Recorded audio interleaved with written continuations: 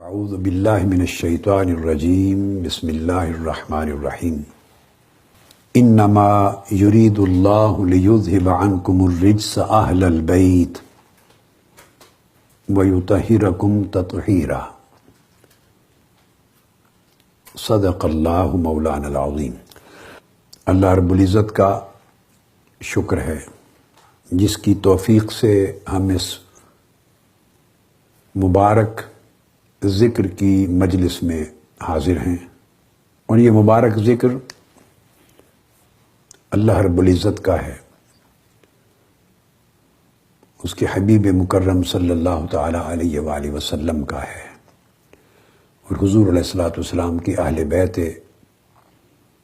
اطہار کا، طیبین و طاہرین کا ہے، اور ساتھ ذکر ہوگا حضور علیہ الصلوۃ والسلام کے مقرب برگزیدہ صحابہ کرام کا اور جملہ صالحین امت کا۔ یہ رات امام علی مقام سیدنا امام حسین علیہ السلام اور آپ کے ساتھ دیگر شہداء کربلا معلی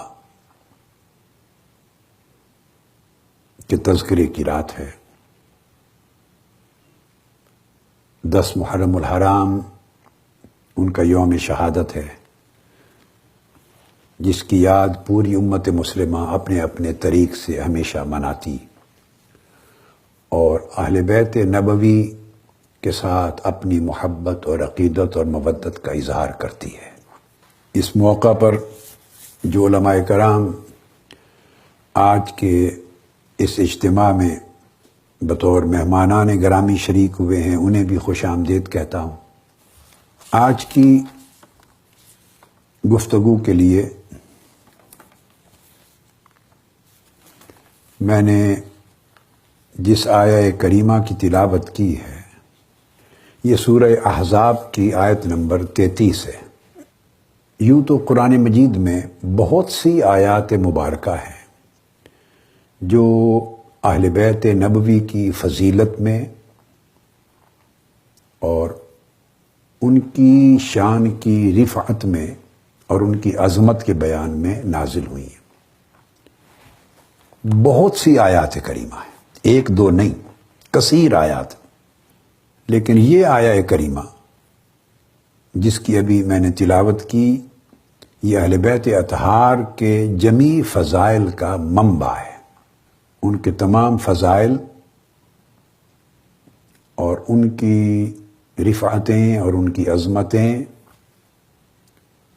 اور ان کی عظیم قدر و منزلت جس قدر بھی ہے، اس سارے بیان کا منبع، مصدر اور سب سے اہم علمی اور قرآنی سرچشمہ ہے۔ یہ کلمات قرآن مجید کے کلمہ حصر سے شروع ہوتے ہیں، انما سے۔ انما جو کلمہ حصر ہے، یہ اللہ رب العزت کے ارادے کے لیے، اللہ رب العزت ارشاد فرماتے ہیں کہ بے شک اللہ کا ارادہ صرف یہ ہے، اور جب حصر آتا ہے کسی بھی امر پر، کسی بھی فعل پر، اور یہاں اللہ کے ارادے پر، تو حصر کا فائدہ بہت سارے فوائد ہوتے ہیں۔ ان میں سے ایک اس امر کی بہت زیادہ اہمیت کو بیان کرنا اور اس پر بڑی تاکید کرنا، اور سننے والوں اور پڑھنے والوں کو بھرپور طریقے سے اس کی طرف متوجہ کرنا مقصود ہوتا ہے۔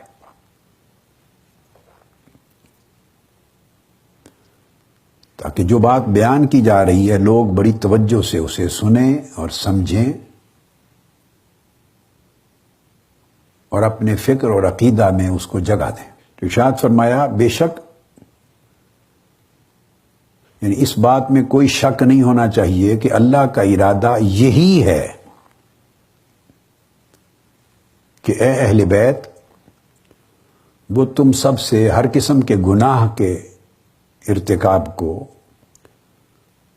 اور ایمان کے باب میں تمہارے اندر سے شک اور ریب اور ارتیاب کے امکان کو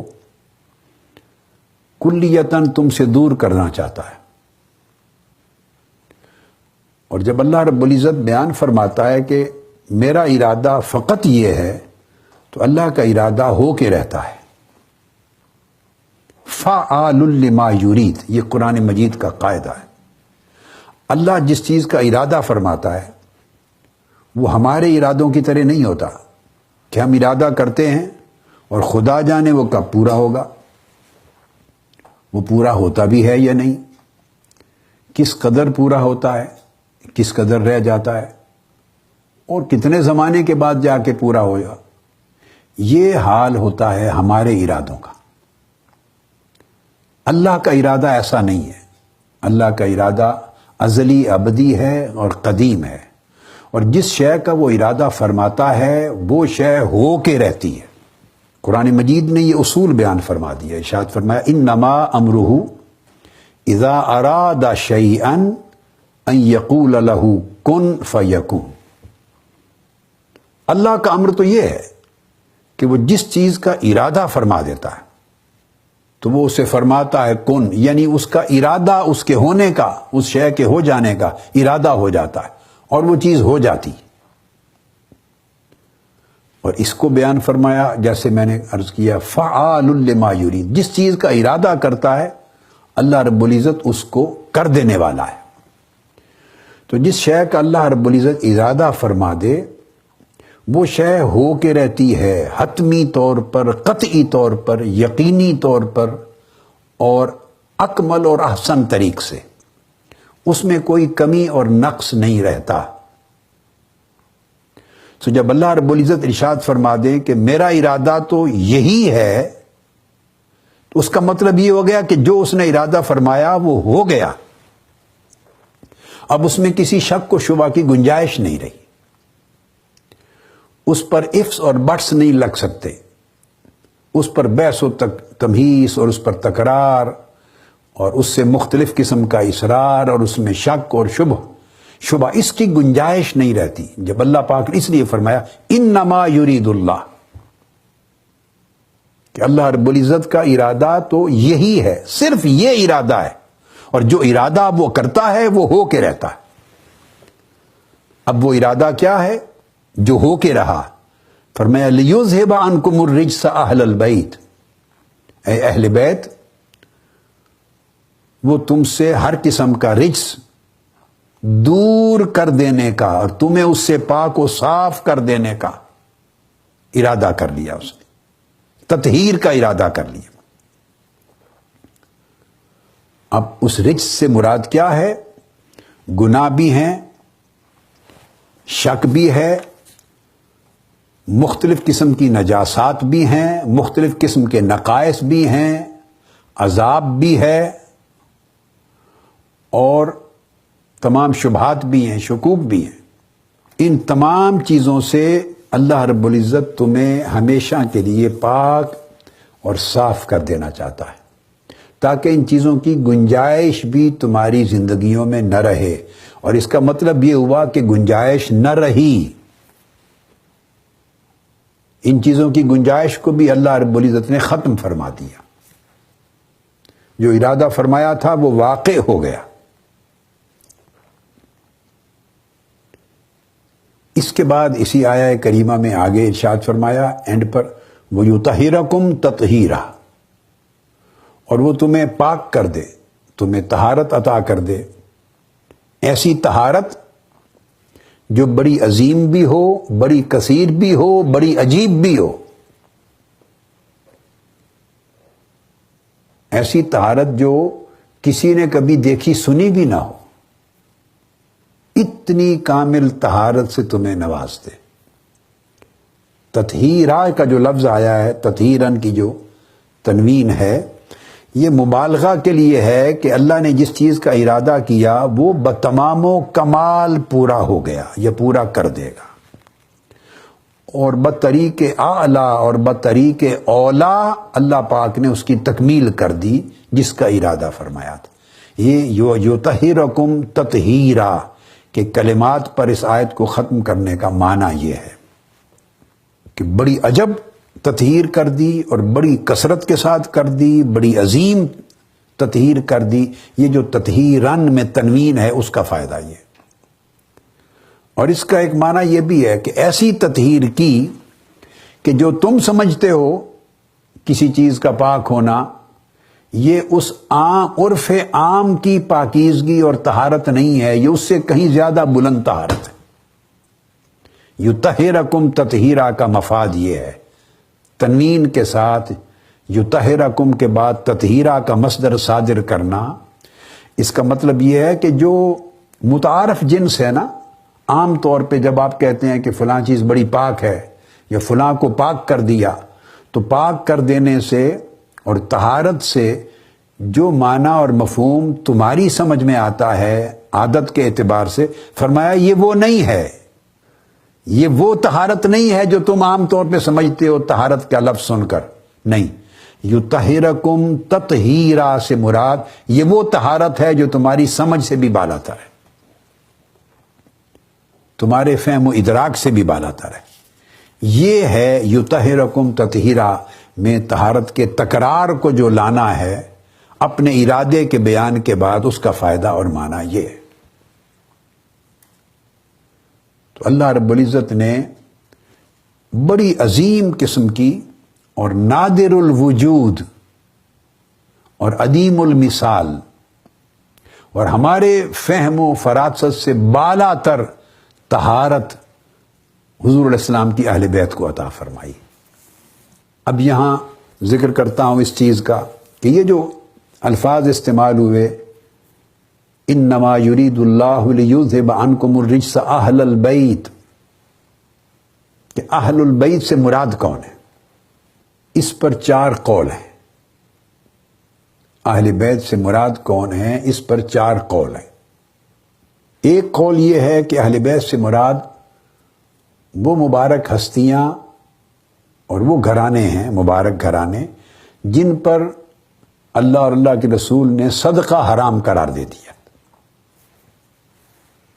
جن پر زکوٰۃ اور صدقات واجبہ حرام کر دیے گئے، اس لیے کہ وہ زکوٰۃ اور صدقات واجبہ مال میں سے نکلنے والا میل کچیل ہے، اوساخ ہیں۔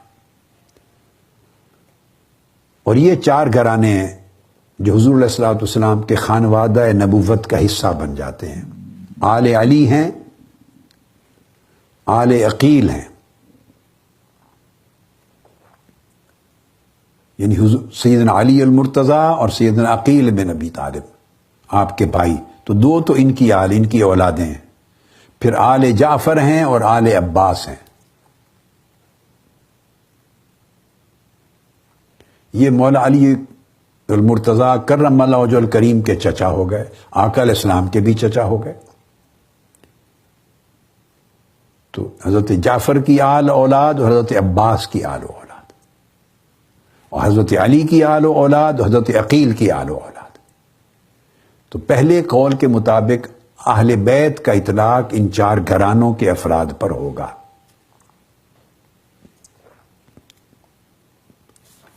یہ جو قول ہے یہ سیدنا امام ابو حنیفہ سے بھی ثابت ہے، امام عینی نے بیان کیا، امام شافعی سے بھی مروی ہے، جو امام نووی نے بیان کیا، امام احمد بن حنبل سے بھی مروی ہے جسے علامہ ابن تیمیہ نے بیان کیا، اور بعض مالکیہ سے بھی مبنی ہے جس کو الباجی نے بیان کیا منتقی میں۔ تو حضور علیہ الصلوۃ والسلام کی حدیث مبارک متفق علیہ حدیث سے اس معنی کا اشارہ ملتا ہے کہ حسنین کریمین رضی اللہ تعالیٰ عنہما کھیل رہے تھے، تو کچھ کھجوریں پڑی تھیں صدقہ کی، زکوٰۃ کی کھجوریں پڑی تھیں تقسیم کے لیے، تو بہت چھوٹے تھے، تو ان میں سے کسی ایک نے وہ ایک کھجور اٹھا کے منہ میں ڈال لی۔ آقا علیہ الصلوۃ والسلام نے دیکھا تو اپنی انگلی مبارک ان کے منہ کے اندر ڈال کر اس کھجور کو نکال دیا اور فرمایا، اما علمت ان آل محمد لا یاکلون الصدقہ، اے حسن یا اے حسین، فرمایا تمہیں معلوم نہیں کہ آل محمد صدقہ نہیں کھا سکتے۔ تو یہ حدیث پاک جو میں نے اس کا ذکر کیا، یہ اس بات کی تائید میں کہ اہل بیت کا اطلاق ان پر ہوتا ہے۔ اور یہ معنی صحیح مسلم کی ایک حدیث سے بھی معلوم ہوتا ہے، جسے زید بن ارقم رضی اللہ تعالیٰ عنہ نے روایت کیا ہے۔ وہ حدیث ابھی بعد میں آئے گی اپنے موقع پر۔ اس حدیث کا آخری حصہ یہ ہے، حضور علیہ الصلوۃ والسلام نے اس حدیث میں فرمایا کہ میں تمہیں اپنی اہل بیت کی محبت اور مودت کے لیے اللہ کی یاد دلاتا ہوں کہ اللہ اور اس کے حکم کو کبھی نہ بھولو میری اہل بیت کے بارے میں، اللہ کے حکم کو کبھی نہ بھولو میری اہل بیت کے بارے میں، اللہ کے احکام کو کبھی نہ بھولو میری اہل بیت کے بارے میں۔ اب اس پر راوی ہیں اس حدیث کے حسین، یہ سواد کے ساتھ ہے۔ تو حسین وہ راوی پوچھتے ہیں کہ میں نے حضرت زید بن ارقم رضی اللہ تعالیٰ عنہ سے پوچھا۔ انہوں نے کہا کہ میں نے حضرت زید بن ارقم رضی اللہ تعالیٰ عنہ سے پوچھا کہ آقا علیہ السلام نے اہل بیت کا اتنا عظیم ذکر فرمایا، تاکید کی، تو اہل بیت سے مراد کون ہے؟ انہوں نے پوچھا الیس نساؤہ من اہل بیتہ، کہ آقا علیہ السلام کی ازواج مطہرات وہ اہل بیت میں سے نہیں ہیں؟ حضرت زید بن ارقم نے جواب دیا، فرمایا شک نہیں اس بات میں کہ حضور کی ازواج مطہرات اہل بیت میں سے ہیں، ولیکن اہل بیتہ من حرم الصدقۃ بعدہ، مگر حقیقت میں اہل بیت سے مراد وہ سارے گھرانے وہ سارے افراد ہیں، مقدس نفوس، جن پر صدقہ کو حرام کر دیا گیا ہے۔ یہ صحیح مسلم میں حدیث صحیح ہے، اور زید بن ارقم رضی اللہ تعالیٰ عنہ جنہوں نے اہل بیت پاک کے بارے میں ایک عظیم حدیث روایت کی، انہوں نے اس کے معنی کو بیان کیا اور خود پھر فرمایا وَهُمْ آل علی و آل عقیل و آل جعفر و آل عباس، اور وہ یہ چار گھرانے، ان سب پر صدقہ حرام کر دیا گیا ہے۔ یہ صحیح مسلم میں اور مسند احمد بن حنبل میں درج ہے، اور باقی بہت ساری کتب میں جو عقیدہ اہل سنت کے اندر لکھی گئی ہیں۔ یہ تو ایک معنی ہے اہل بیت کا، پہلا معنی کہ اس سے مراد وہ چار گھرانے لیے جائیں جو آقا علیہ السلام کا پورا خانوادہ نبوت جس کو حاوی ہو جاتا ہے، بنو ہاشم میں۔ اس کا دوسرا معنی اہل بیت کے بارے میں دوسرا قول ہے ایک اور وہ قول یہ ہے کہ اس سے مراد صرف حضور علیہ السلام کی ازواج مطہرات اور آپ کی ذریت طیبہ، آپ کی اولاد پاک، یہ مراد، یہ دوسرا قول ہے۔ اور آگے چل کے میں بیان کروں گا کہ یہ جو دوسرا قول ہے یہی ارجح اور سب سے زیادہ صحیح قول یہی ہے کہ آپ کی ازواج مطہرات اور آپ کی ذریت پاک، یہ ملا لیں تو اس سے مراد اہل بیت ہوتے ہیں۔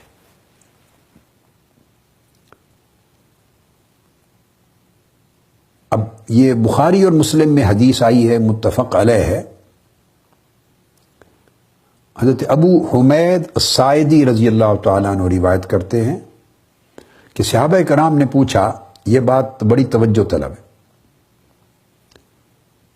انہم قالوا یا رسول اللہ صلی اللہ علیہ وسلم کیف نصلی علیک، جب یہ آیت نازل ہو گئی نا کہ تم حضور پر درود پڑھو، اللہ اور اس کے فرشتے بھی پڑھتے ہیں، آقا علیہ السلام نے فرمایا قولوا اللہم صلی علی محمد و ازواجہ و ذریتہ کما صلیت علی ابراہیم، اسی طرح آگے حدیث ہے وعلی آل ابراہیم، فرمایا مجھ پر درود اس طرح پڑھو۔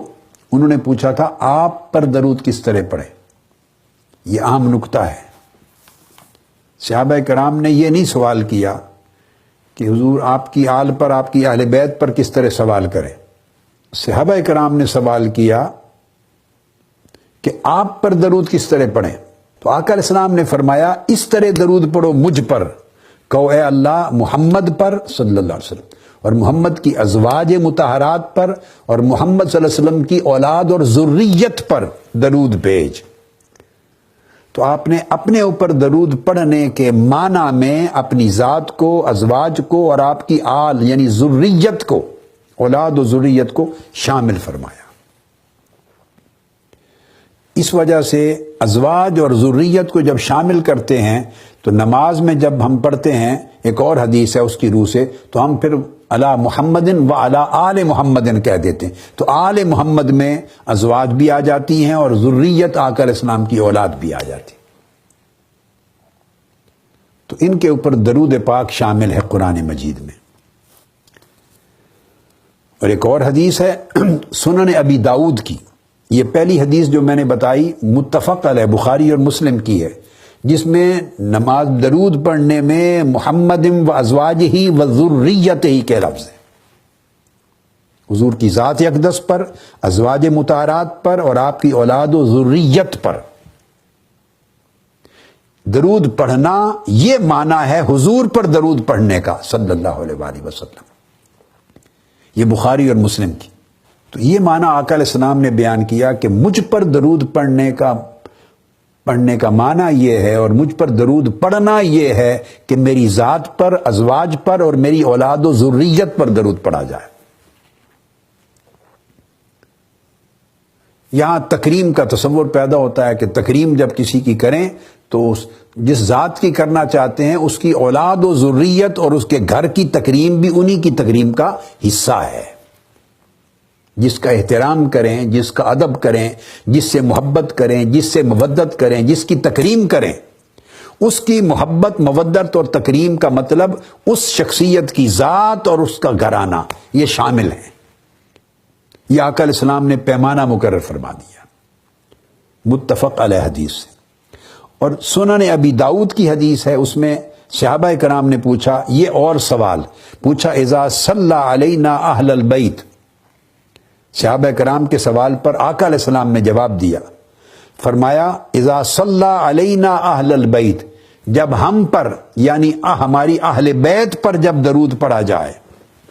اس پر آقا علیہ السلام نے لفظ اہل بیت کا استعمال کیا، جب ہم پر یعنی اہل بیت پہ درود پڑھا جائے تو یوں کہا کرو فَلْيَقُلْ اللَّهُمَّ صَلِّ عَلَى مُحَمَّدٍ وَأَزْوَاجِهِ أُمَّهَاتِ الْمُؤْمِنِينَ وَذُرِّيَّتِهِ وَأَهْلِ بَيْتِهِ كَمَا صَلَّيْتَ عَلَى آلِ إِبْرَاهِيمَ إِنَّكَ حَمِيدٌ مَجِيدٌ۔ یہ ابو داؤد شریف کے الفاظ ہیں حدیث پاک کے، ابواب التشہد کی تفریح میں۔ تو آپ نے دیکھا کہ یہاں پر رسول اللہ السلام نے اہل بیت پر درود پڑھنے کا حکم فرمایا ہے۔ پہلے پوچھا گیا آپ کی ذات پر درود کیسے پڑھیں، جو قرآن مجید کا حکم تھا، یا ایھا الذین آمنوا صلوا علیہ وسلموا تسلیما، یا ان اللہ وملائکتہ یصلون علی النبی، حضور علیہ السلام کی ذات پر درود کیسے پڑھیں؟ تو حضور کی ذات پر درود پڑھنے میں بھی آقا علیہ السلام نے اپنے گھرانے اور اپنی اولاد اور ذریت کو شامل کیا۔ اب دوسری جگہ اپنے نام لے کے فرمایا اہل بیت پر درود کیسے پڑھو؟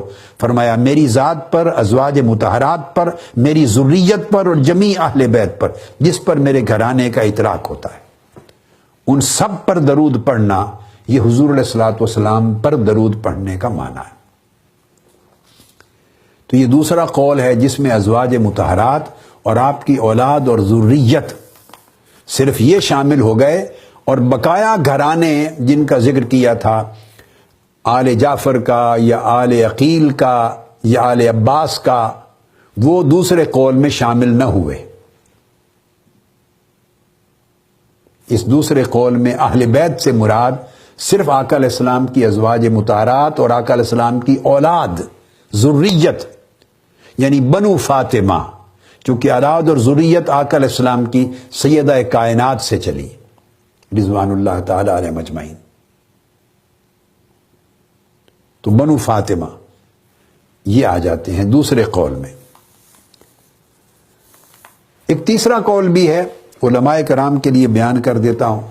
اس کے اصل راوی اکرمہ ہیں، ایک تابعی اکرمہ، حضرت عبداللہ ابن عباس رضی اللہ تعالیٰ عنہ کے شاگرد ہیں، اور یہ قول اس کو قبول نہیں کیا گیا، اس کو امت نے اور ائمہ تفسیر، ائمہ حدیث نے اور علماء نے، امت نے اس قول کو قبول نہیں کیا۔ یہ خارجی ذہنیت کی عکاسی کرتا ہے یہ قول۔ راوی اس کے اکرمہ ہیں، التابعی، حضرت عبداللہ ابن عباس رضی اللہ تعالیٰ عنہ کے شاگرد ہیں۔ وہ کہتے ہیں کہ یہ آیت کریمہ صرف ازواج مطہرات کی شان میں نازل ہوئی، اکرما کہتے ہیں۔ اور وہ بازار میں گلی کوچوں میں جا کے آواز بلند کر کے کہتے تھے کہ جو تم سمجھتے ہو، یعنی اہل بیت سے مراد حضرت علی، حضرت فاطمہ، حسن اور حسین، اشارتاً کہتے تھے جو تم سمجھتے ہو اس سے مراد وہ نہیں ہے، صرف ازواج مطہرات ہے۔ یہ قول مردود ہے، اسے اکابر امت نے اور ائمہ نے قبول نہیں کیا، اور وجہ میں نے بتا دی کہ حضرت اکرما یہ بربری تھے، یعنی ان کا تعلق مراکو سے تھا۔ اکرما کا اکرما البربری بھی کہتے ہیں، مغرب جو ملک ہے نا، مراکش، کیسا بلانکا، رباط، فاس، اس سے اوپر کا جو علاقہ بربر کا ہے، یہ بربری تھے، اور وہاں رہے تو خوارج کا ایک آدمی تھے نجدہ الحروری، بڑا نامور لیڈر تھا خارجیوں کا، تو اس کے ساتھ 6 مہینے رہے، اس کے فکر سے متاثر ہو گئے، اور پھر یہ بعض امور میں خارجی فکر رکھتے تھے، خارجی فکر خوارج کا، اور خارجی فکر کی نمایاں خصوصیات میں بغض اہل بیت ہے، یا خارجیوں کے دل اہل بیت کی محبت سے خالی ہوتے، اور اہل بیت کی عظمت اور رفعت اور ان کی شان کے قائل نہیں ہوتے۔ یہ خوارج کی علامات میں سے اور خوارج کی خاص خصوصیات میں سے ہے۔ تو جب متاثر ہوئے تو جو شان اہل بیت اطہار کی آیات، جو اہل بیت اطہار کی شان جن میں تھی، ان کی پھر تعویل کر لیتے تھے یہ اور طرف۔ اس لیے کوئی ایسا باب جس میں ان کے اس خاص عقیدے کا نقطہ آ جائے، اس آیت میں ان کی تفسیر قبول نہیں کی جاتی۔ جس میں اس خارجی عقیدے کا کوئی نقطہ آ جائے، جو اہل بیت کی شان سے معنی کو ہٹانے والی تعویل آ جائے، تو اس میں اگر قول ان سے مروی ہو تو قبول نہیں کیا جاتا۔ اگر یہ موضوع نہ ہو، باقی امور میں ثقہ ہے ان کا قول، باقی معاملات میں تفسیر میں ان کا قول ثقہ ہے، معتبر ہے، اس ایک نقطے پر نہیں جہاں ان کا یہ ذاتی عقیدہ جو خارجیت سے متاثر ہو کے بن گیا تھا وہ آ جائے، تو اس آیت کریمہ میں ان کے قول کو قبول نہیں کیا گیا۔ اس لیے میں نے کہا یہ قول مردود ہے۔ پھر ایک چوتھا قول ہے، تو جیسے یہ قول انتہا پسندی کا ہے، انتہا کا قول ہے کہ صرف ازواج مطہرات مراد ہیں، یعنی سیدنا علی کو اور سیدہ کائنات کو اور حسنین کریمین کو نکال دیا، تو جیسے یہ قول رد کر دیا گیا، یہ ایک انتہا ہے، اس طرح چوتھا قول ہے وہ بھی انتہا ہے۔ تو گویا تیسرا اور چوتھا قول ذکر کر رہا ہوں علمی ضرورت کے پیش نظر کہ آپ کے نالج میں ہو، اساتذہ کو، علماء کو، طلباء کو، اہل علم کو، تاکہ ایک اویئرنیس ہو، آپ کو نالج ملے، ذکر کر رہا ہوں، ورنہ تیسرا قول بھی مردود ہے، یعنی قبول نہیں ہے، اور چوتھا قول بھی مقبول نہیں ہے۔ تیسرے قول کو خوارج نے اڈاپٹ کیا ہے، خارجیوں نے، اور چوتھے قول کو اہل تشیع نے، شیعہ حضرات نے اڈاپٹ کیا ہے، چوتھے قول کو۔ اور وہ یہ ہے، وہ کہتے ہیں کہ اہل بیت سے مراد صرف اصحاب الکساء ہیں، یعنی آقا علیہ السلام نے جن 4 ہستیوں کو اپنی چادر میں لے کے ڈھانپ لیا، فرمایا یہ میرے اہل بیت ہیں، تو اہل بیت سے مراد صرف وہ ہیں، یعنی ان کے نزدیک اہل بیت پاک سے مراد صرف 5 تن ہیں، حضور علیہ السلام کی ذات پاک، سیدنا مولا علی المرتضیٰ، سیدہ فاطمۃ الزہرا، امام حسن اور امام حسین، یہ 5 ہستیاں صرف اہل بیت سے مراد یہ ہیں۔ تو اس کا مطلب ہے کہ اس قول میں انہوں نے ازواج مطہرات کو خارج کر دیا، تو یہ شیعہ حضرات کا قول ہے، انہوں نے اڈاپٹ کیا، اس کو اڈاپٹ کیا۔ اور تیسرا قول میں نے بتایا جو اکرمہ تابعی سے مروی ہے، البربری، وہ خوارج نے اڈاپٹ کیا، وہ خارجی قول ہے، تو یہ دونوں مقبول نہیں ہیں۔ اب جب میں نے چوتھے قول میں بات کہی کہ اہل بیت سے مراد یہ کہا جاتا ہے کہ صرف 5 تن ہیں، تو میں نے کہا یہ قول شیعہ حضرات کا ہے، اس کا مطلب یہ نہیں ہے، یہ بات سمجھ لیں کہ ہم پنجتن کو نہیں مانتے، نہ ہم پنجتن کو مانتے ہیں۔ بات پنجتن کو ماننے اور نہ ماننے کی نہیں ہو رہی اس وقت، آگے آئے گی یہ حدیث۔ ہم پنجتن پہ ایمان رکھتے ہیں، یہ بھی سن لیں۔ پنجتن کہنا بھی جائز مانتے ہیں، اور حدیث پاک سے ثابت ہے پنجتن، اس میں کوئی شک نہیں ہے۔ اور یہ پنجتن اس آیت کریمہ آیت تطہیر میں شامل ہیں۔ اس وقت میں جو نفی کر رہا ہوں وہ یہ کہ آیت کریمہ میں جو لفظ آیا اہل البیت، یعنی اس اہل بیت سے مراد صرف یہ پنجتن نہیں ہے، ان کے ساتھ ازواج مطہرات بھی شامل ہیں، بس اتنی بات ہے۔ اب قول راجح جس کو کہتے ہیں صحیح قول، وہ آپ یوں سمجھ لیں کہ اس سے مراد اہل بیت اس آیت کریمہ میں جو سورہ احزاب کی آیت نمبر 33 ہے، جو اہل بیت کا ذکر آیا ہے، وہ یطہرکم تطہیرا کی شان آئی ہے، اس اہل بیت سے مراد اس آیت کریمہ میں یہ پنج تن بھی ہیں اور ازواج مطہرات بھی ہیں، دونوں کو جمع کر دیں تو اہل بیت کا معنی مکمل ہو جاتا ہے۔ تو گویا میں نے جو دو قول رد کیے وہ یہ کہ اہل بیت سے مراد صرف ازواج مطہرات کو لینا بھی درست نہیں ہے، پنج تن نکال دینا اور صرف اہل بیت سے مراد ازواج مطہرات کو لینا یہ بھی درست نہیں، یہ خارجی فکر ہے۔ اسی طرح اہل بیت سے مراد صرف پنج تن لینا اور ازواج مطہرات کو نکال دینا یہ بھی درست نہیں، یہ خود قرآن مجید کے سیاق و سباق کے خلاف ہے، قرآن مجید کے سیاق و سباق کے خلاف۔ اور اہل بیت سے مراد صرف ازواج مطہرات کو لینا اور پنج تن کو نکال دینا یہ بھی قرآن مجید کے متن اور نص کے خلاف، اور احادیث نبی حضور علیہ السلام کے بتائے ہوئے معنی کے خلاف، آقا علیہ السلام کے ارشاد کے خلاف، اور خود قرآن کی اس نص کے خلاف۔ تو صحیح اور راجح قول کیا ہے؟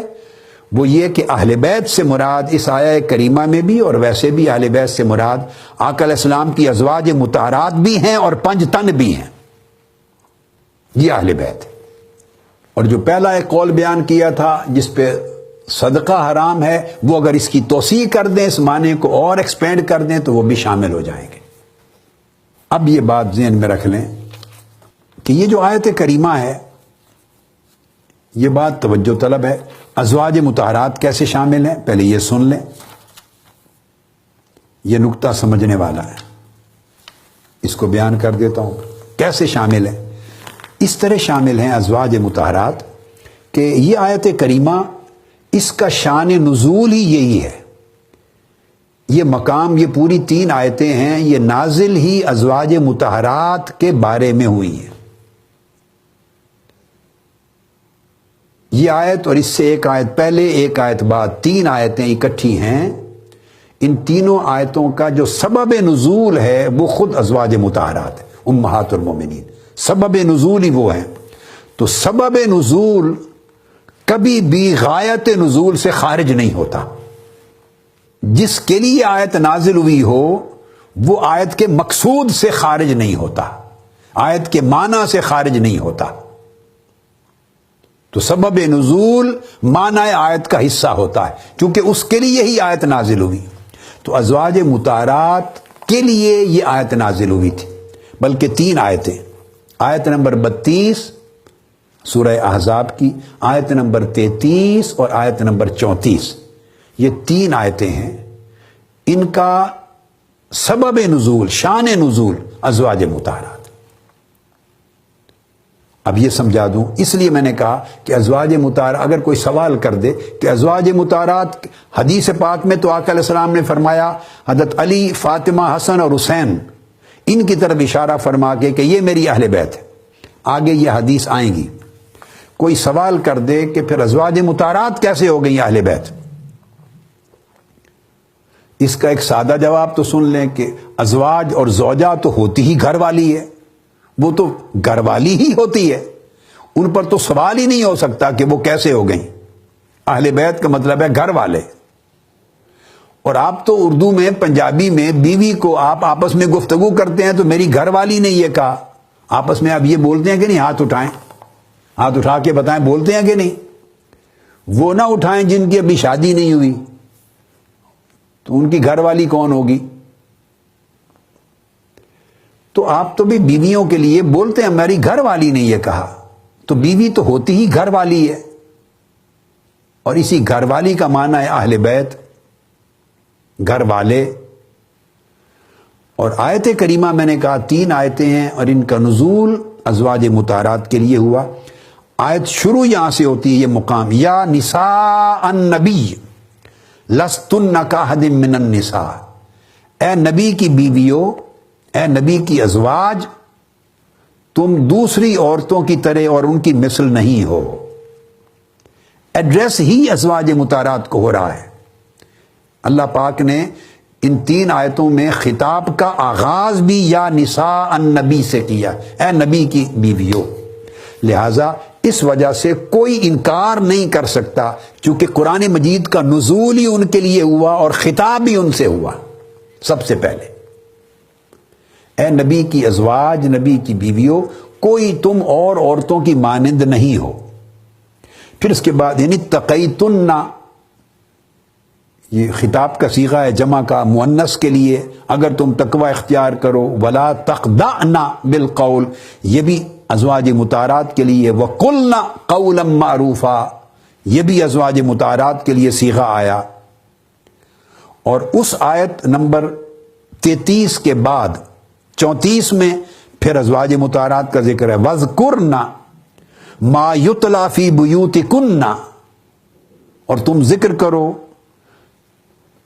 ان آیتوں کا جو یاد کرو جو تلاوت کی جاتی ہیں تمہارے گھروں میں۔ تو اس آیت کریمہ میں تمہارے گھروں میں بیوتکن، ازواج مطہرات کو گھر والیاں کہا گیا، اہل بیت، اور ان سے خطاب کیا گیا۔ لہذا اس امر میں تو کوئی شک اور شبہ کی گنجائش ہی نہیں رہتی کہ ازواج مطہرات اہل بیت ہیں یا نہیں۔ خطاب بھی ازواج مطہرات سے ہے، اور ڈائریکٹ ان کا نام لے کر خطاب ہے۔ یہ تو ہو گیا ایک حصہ۔ اب سوال ہو گیا ازواج مطہرات تو اہل بیت میں آ گئیں، اب سوال ہوا کہ 5 تن کیسے ہوئے اہل بیت میں؟ یہ دوسرا سوال۔ اب یہ سمجھاتا ہوں کہ امام علی مقام سیدنا امام حسین، جن کی شہادت کی یہ رات ہے اور کل دن ہے شہادت کا، اور آج ان کا ذکر مبارک ذکر کی مجلس ہے، وہ اہل بیت میں کیسے ہوئے؟ امام حسن مجتبی اہل بیت میں کیسے ہوئے؟ سیدہ کائنات اہل بیت میں کیسے ہوئے؟ اور پھر ان کی بات تو پھر بھی سمجھ میں آ جائے گی کہ ایک شہزادی ہیں اور 2 شہزادے ہیں، تو مولا علی المرتضیٰ تو آقا علیہ السلام کے کزن ہیں اور داماد ہیں، وہ اہل بیت میں کیسے ہوئے؟ وہ 4 آقا علیہ السلام کے ساتھ ملیں تو ان کو 5 تن کہتے ہیں۔ اب یہ سوال آ گیا کہ یہ 5 تن اہل بیت میں کیسے بنتے ہیں؟ اب اس کو سن لیجئے، یہ بھی قرآن مجید کی آیت سے ہی اہل بیت بنے۔ یہاں ایک مغالطہ دور کر دوں۔ بعض اوقات لوگوں کے ذہنوں میں یہ خیال آتا ہے کہ قرآن ازواج مطہرات کا اہل بیت میں ہونا تو قرآن مجید سے ثابت ہے، اور جو 4 تن ہیں آقا علیہ السلام کے علاوہ 4، سیدنا مولا علی المرتضیٰ، سیدہ فاطمۃ الزہرا، سیدنا امام حسن، سیدنا امام حسین، یہ جو 4 مقدس ہستیاں ہیں، بعض لوگوں کو یہ خیال گزرتا ہے کہ ان کو آقا علیہ السلام نے شامل فرمایا اہل بیت میں، تو یہ حدیث کے ذریعے اور آقا علیہ السلام کے ارشاد اور حکم کے ذریعے شامل ہو گئے۔ یہ خیال آتا ہے، یہ خیال غلط ہے، سمجھ لیں، یہ خیال بھی غلط ہے۔ یہ بھی قرآن مجید ہی کے ذریعے اہل بیت کا حصہ ہے، ان کو بھی قرآن مجید نے ہی اہل بیت قرار دیا ہے۔ یہ اس مغالطے کا آج ازالہ کر رہا ہوں۔ پہلے ازواج مطہرات کی بات کر دی کہ وہ نص قرآن سے اہل بیت ہیں، اب آ گئے 5 تن، چونکہ ازواج مطہرات میں تو حضور علیہ السلام شامل ہی نہیں ہے، وہ تو مؤنث کا صیغہ استعمال ہوا ہے نا، خواتین کے لیے، ازواج کے لیے، تو ازواج میں آقا علیہ السلام تو شامل نہیں ہے۔ تو سوال یہ پیدا ہوا کہ اہل بیت میں آقا علیہ السلام کس نقطے پر جا کے شامل ہوتے ہیں؟ آپ کو میرا سوال سمجھ میں آیا؟ نبی تو نبی ہیں، رسول رسول ہیں، آقا آقا ہیں، مصطفیٰ مصطفیٰ ہیں، سب کچھ حضور ہیں اور سب کچھ حضور کا ہے اور سب کچھ حضور کی وجہ سے ہے، کوئی شک نہیں۔ لیکن بات ہو رہی ہے اہل البیت، اہل بیت کی۔ تو اہل بیت میں یا نساء النبی، خواتین ازواج مطہرات تو آ گئیں، تو وہ جو چار ہیں، مولا علی، سیدہ فاطمہ، امام حسن، امام حسین، وہ کس سٹیج پر شامل ہوئے اہل بیت میں؟ کیا قرآن نے ان کو شامل نہیں کیا تھا اور آقا علیہ السلام نے اہل بیت کی اصطلاح کو ایکسٹینڈ کیا، توسیع کی، بڑھایا اور اپنے امر سے ان کو شامل کر کے ان کو بھی اہل بیت بنا دیا؟ کیا ایسا ہوا؟ جواب نفی میں ہے، نہیں، ایسا نہیں ہوا۔ اسی مغالطہ کا ازالہ چاہ رہا ہوں، دور کر رہا ہوں۔ ایسا نہیں ہوا کہ اہل بیت اللہ پاک نے صرف ازواج مطہرات کو کہا اور حضور علیہ السلام نے اس اہل بیت کی ٹرم میں ان چاروں ہستیوں کو ایڈ کر لیا۔ بے شک آپ ایڈ کر سکتے ہیں، آپ اللہ کے رسول ہیں۔ وما ينطق عن الهوى ان هو الا وحی یوحی، آپ اپنی مرضی سے کچھ نہیں بولتے، جو بولتے ہیں اللہ کی وحی ہوتی ہے۔ آپ ایڈ بھی کر لیں تو وہ بھی اللہ کی طرف سے ہوگا، آپ کسی اور کو شامل کر لیں تو وہ شامل کرنا بھی اللہ کی طرف سے ہوگا۔ آپ اضافہ فرما دیں، اضافہ فرمانا بھی اصل میں اضافہ فرمانا بھی اللہ کی طرف سے ہوگا۔ بے شک آپ کا ہر کلمہ اللہ کی طرف سے ہے، وہی ہے، اس میں کوئی شک نہیں۔ مگر میں کر رہا ہوں کہ اس طریق پر آقا علیہ السلام نے اضافتاً ان 5 تن کو اہل بیت میں شامل نہیں فرمایا، اضافتاً نہیں فرمایا، وہ بھی اصلاً شامل ہیں، اصلاً۔ بلکہ ایک قدم آگے چلتا ہوں، اب دھیان سے بات کو سنیں، پچھلی بات کے ساتھ اپنے ذہن کے تعلق کو قائم رکھتے ہوئے ایک قدم آگے چل رہا ہوں، اور وہ یہ کہ جو لفظ اہل بیت آیا ہے یہ آیت نمبر 33 میں بھی نہیں آیا اور آیت نمبر 34 میں بھی نہیں۔ آیت نمبر 33 اور 34 میں خطاب ازواج مطہرات سے ہے، خطاب انہی سے، مگر لفظ اہل بیت اور وَيُطَهِّرَكُمْ تَطْهِيرًا، یہ جو شان ہے اہل بیت کی، اور ہر رجس اور ہر گناہ سے اور ہر اسم سے اور ہر شک و شبہ سے تمہیں پاک صاف کر دینا اور طہارت بھی شان تطہیرہ کی عطا کر دینا، یہ جو مضمون ہے یہ آیت نمبر 33 کا ہے۔ اس سے پہلے آیت نمبر 32 میں یہ بیان ہوا ہے کہ اور دوسری عورتیں ازواج مطہرات جیسی نہیں ہیں، پھر تقوی اختیار کرنے کا حکم دیا ہے، پھر کسی چیز سے منع فرمایا ہے، پھر نیکی کی بات کرنے کا حکم فرمایا ہے، پھر قرآنی آیتوں کو تلاوت کرنے کا حکم فرمایا ہے، بعد میں آیت نمبر 34 میں یاد کرنے کا اللہ کی آیتوں کو اور حکمت کو اور آقا علیہ السلام کی سنت کو۔ ازواج مطہرات کے باب میں اس طرح کے احکام آئے ہیں، ان احکام میں ان کی فضیلت کا بیان آیا ہے، ازواج مطہرات کی فضیلت کا، دوسری عورتوں کے ساتھ عدم مثلیت کا کہ دوسری خواتین آپ جیسی نہیں ہیں اور نہ آپ ان جیسی ہیں، یہ شان بیان ہوئی ہے، تقوی کا حکم آیا ہے، ترغیب آئی ہے، ترہیب آئی ہے، گفتگو اس طریقے سے نہ کریں، اس طرح کی منع آئی ہے کہ اس طریقے سے گفتگو نہ کریں، اس انداز کے ساتھ کریں۔ یہ احکام آئے ہیں، اللہ کی آیتوں کو اور سنت کو یاد کرنے اور تلاوت کرنے کی بات آئی ہے، ازواج مطہرات کے حوالے سے یہ احکام آئے ہیں۔ یہ آیت نمبر 32 اور آیت نمبر 34 کا یہ مضمون تھا۔ اب یہ جو آیت ہے کہ اللہ کا ارادہ تو یہی ہے کہ تمہیں پاک کر دے، ہر رجس سے، ہر اسم سے، ہر شک سے، ہر شبہ سے، ہر گناہ سے، ہر نقص سے پاک کر دے، اور پاک بھی ایسا کرے کہ کسی نے ایسی پاکیزگی سنی دیکھی بھی نہ ہو۔ یطہرکم تطہیرا، یہ جو حکم ہے یہ آیت نمبر 33 ہے، یہ حکم صرف ازواج مطہرات سے نہیں ہے، یہ بات سمجھنے والی۔ اب ہم اس نقطے کی طرف آ رہے ہیں جو میں نے کہا کہ 5 تن کس مقام پر جا کے اہل بیت میں شامل ہوتے ہیں. یا 4 تن سمجھ لیں. آقا علیہ السلام تو آقا علیہ السلام کی ذات ہے, سب کچھ آپ کی وجہ سے ہی ہے اور آپ کے ہی ارد گرد ہے صلی اللہ تعالی علیہ وآلہ وسلم. تو باقی جو 4 مقدس نفوس ہیں, مولا علی, سیدہ فاطمہ الزہرا, امام حسن اور امام حسین رضوان اللہ تعالی علیہ مجمعین اور علیہم السلام, یہ 4 تن کس مقام پر جا کے اہل بیت میں شریک ہوتے ہیں, یہ نقطہ ہے.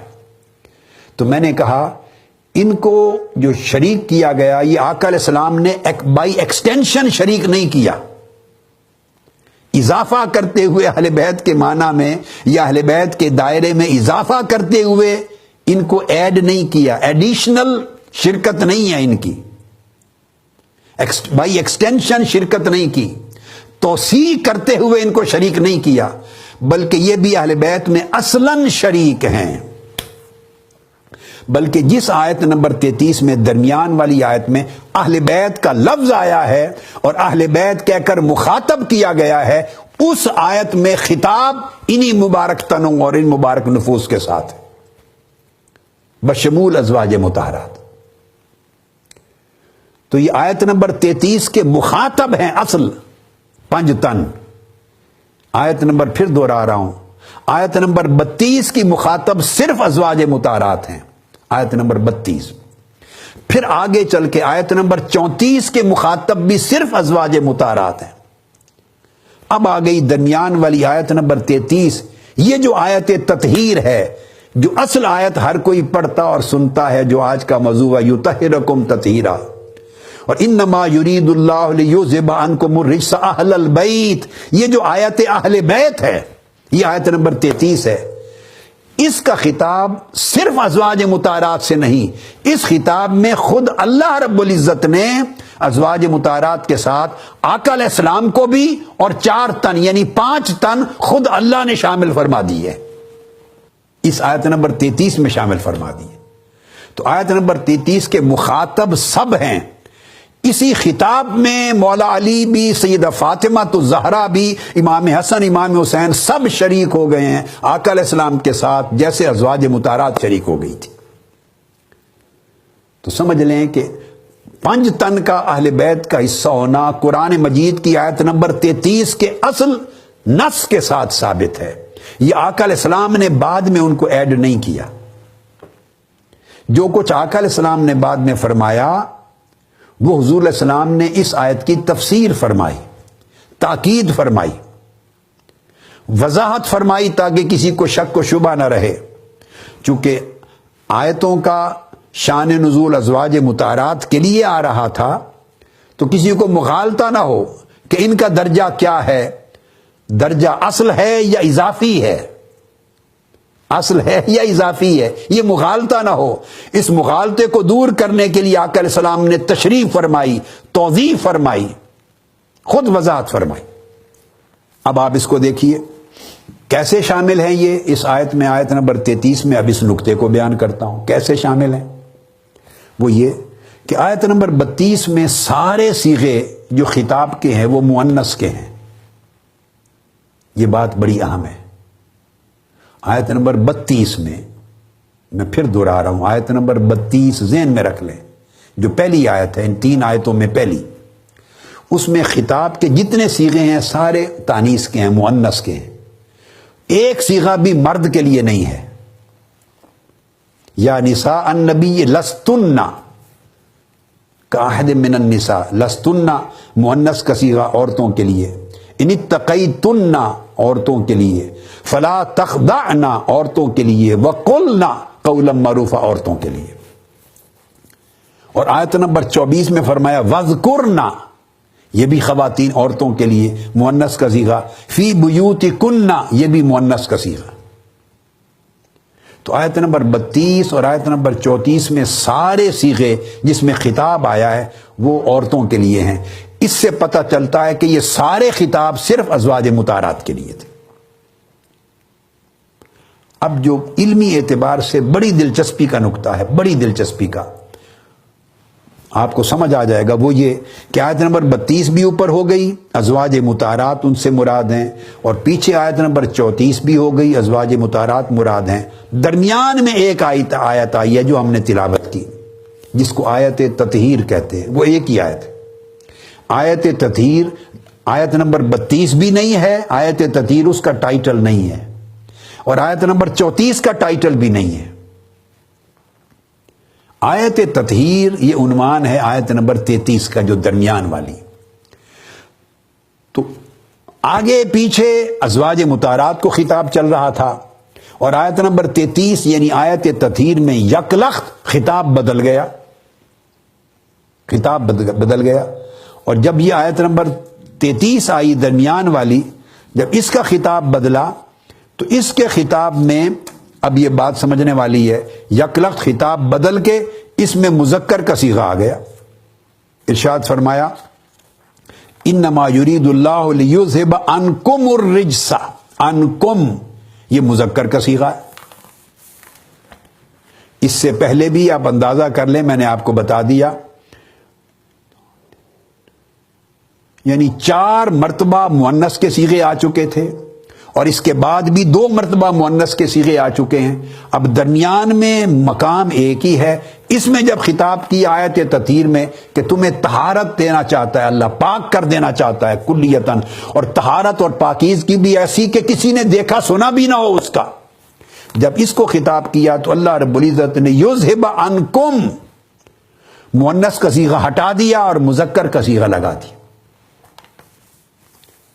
اب یہاں سے پتہ چلا کہ اس جگہ پر خطاب صرف ازواج مطہرات کو نہیں ہے، یہاں ذکر مذکر کے صیغے کے ساتھ کیا، اور پھر فرمایا اہل البیت ویطہرکم تطہیرا، اور تمہیں پاک کر دینا چاہتا ہے، جیسے پاکیزگی طہارت کا ہے، یہاں بھی کم کہا، کنہ نہیں کہا،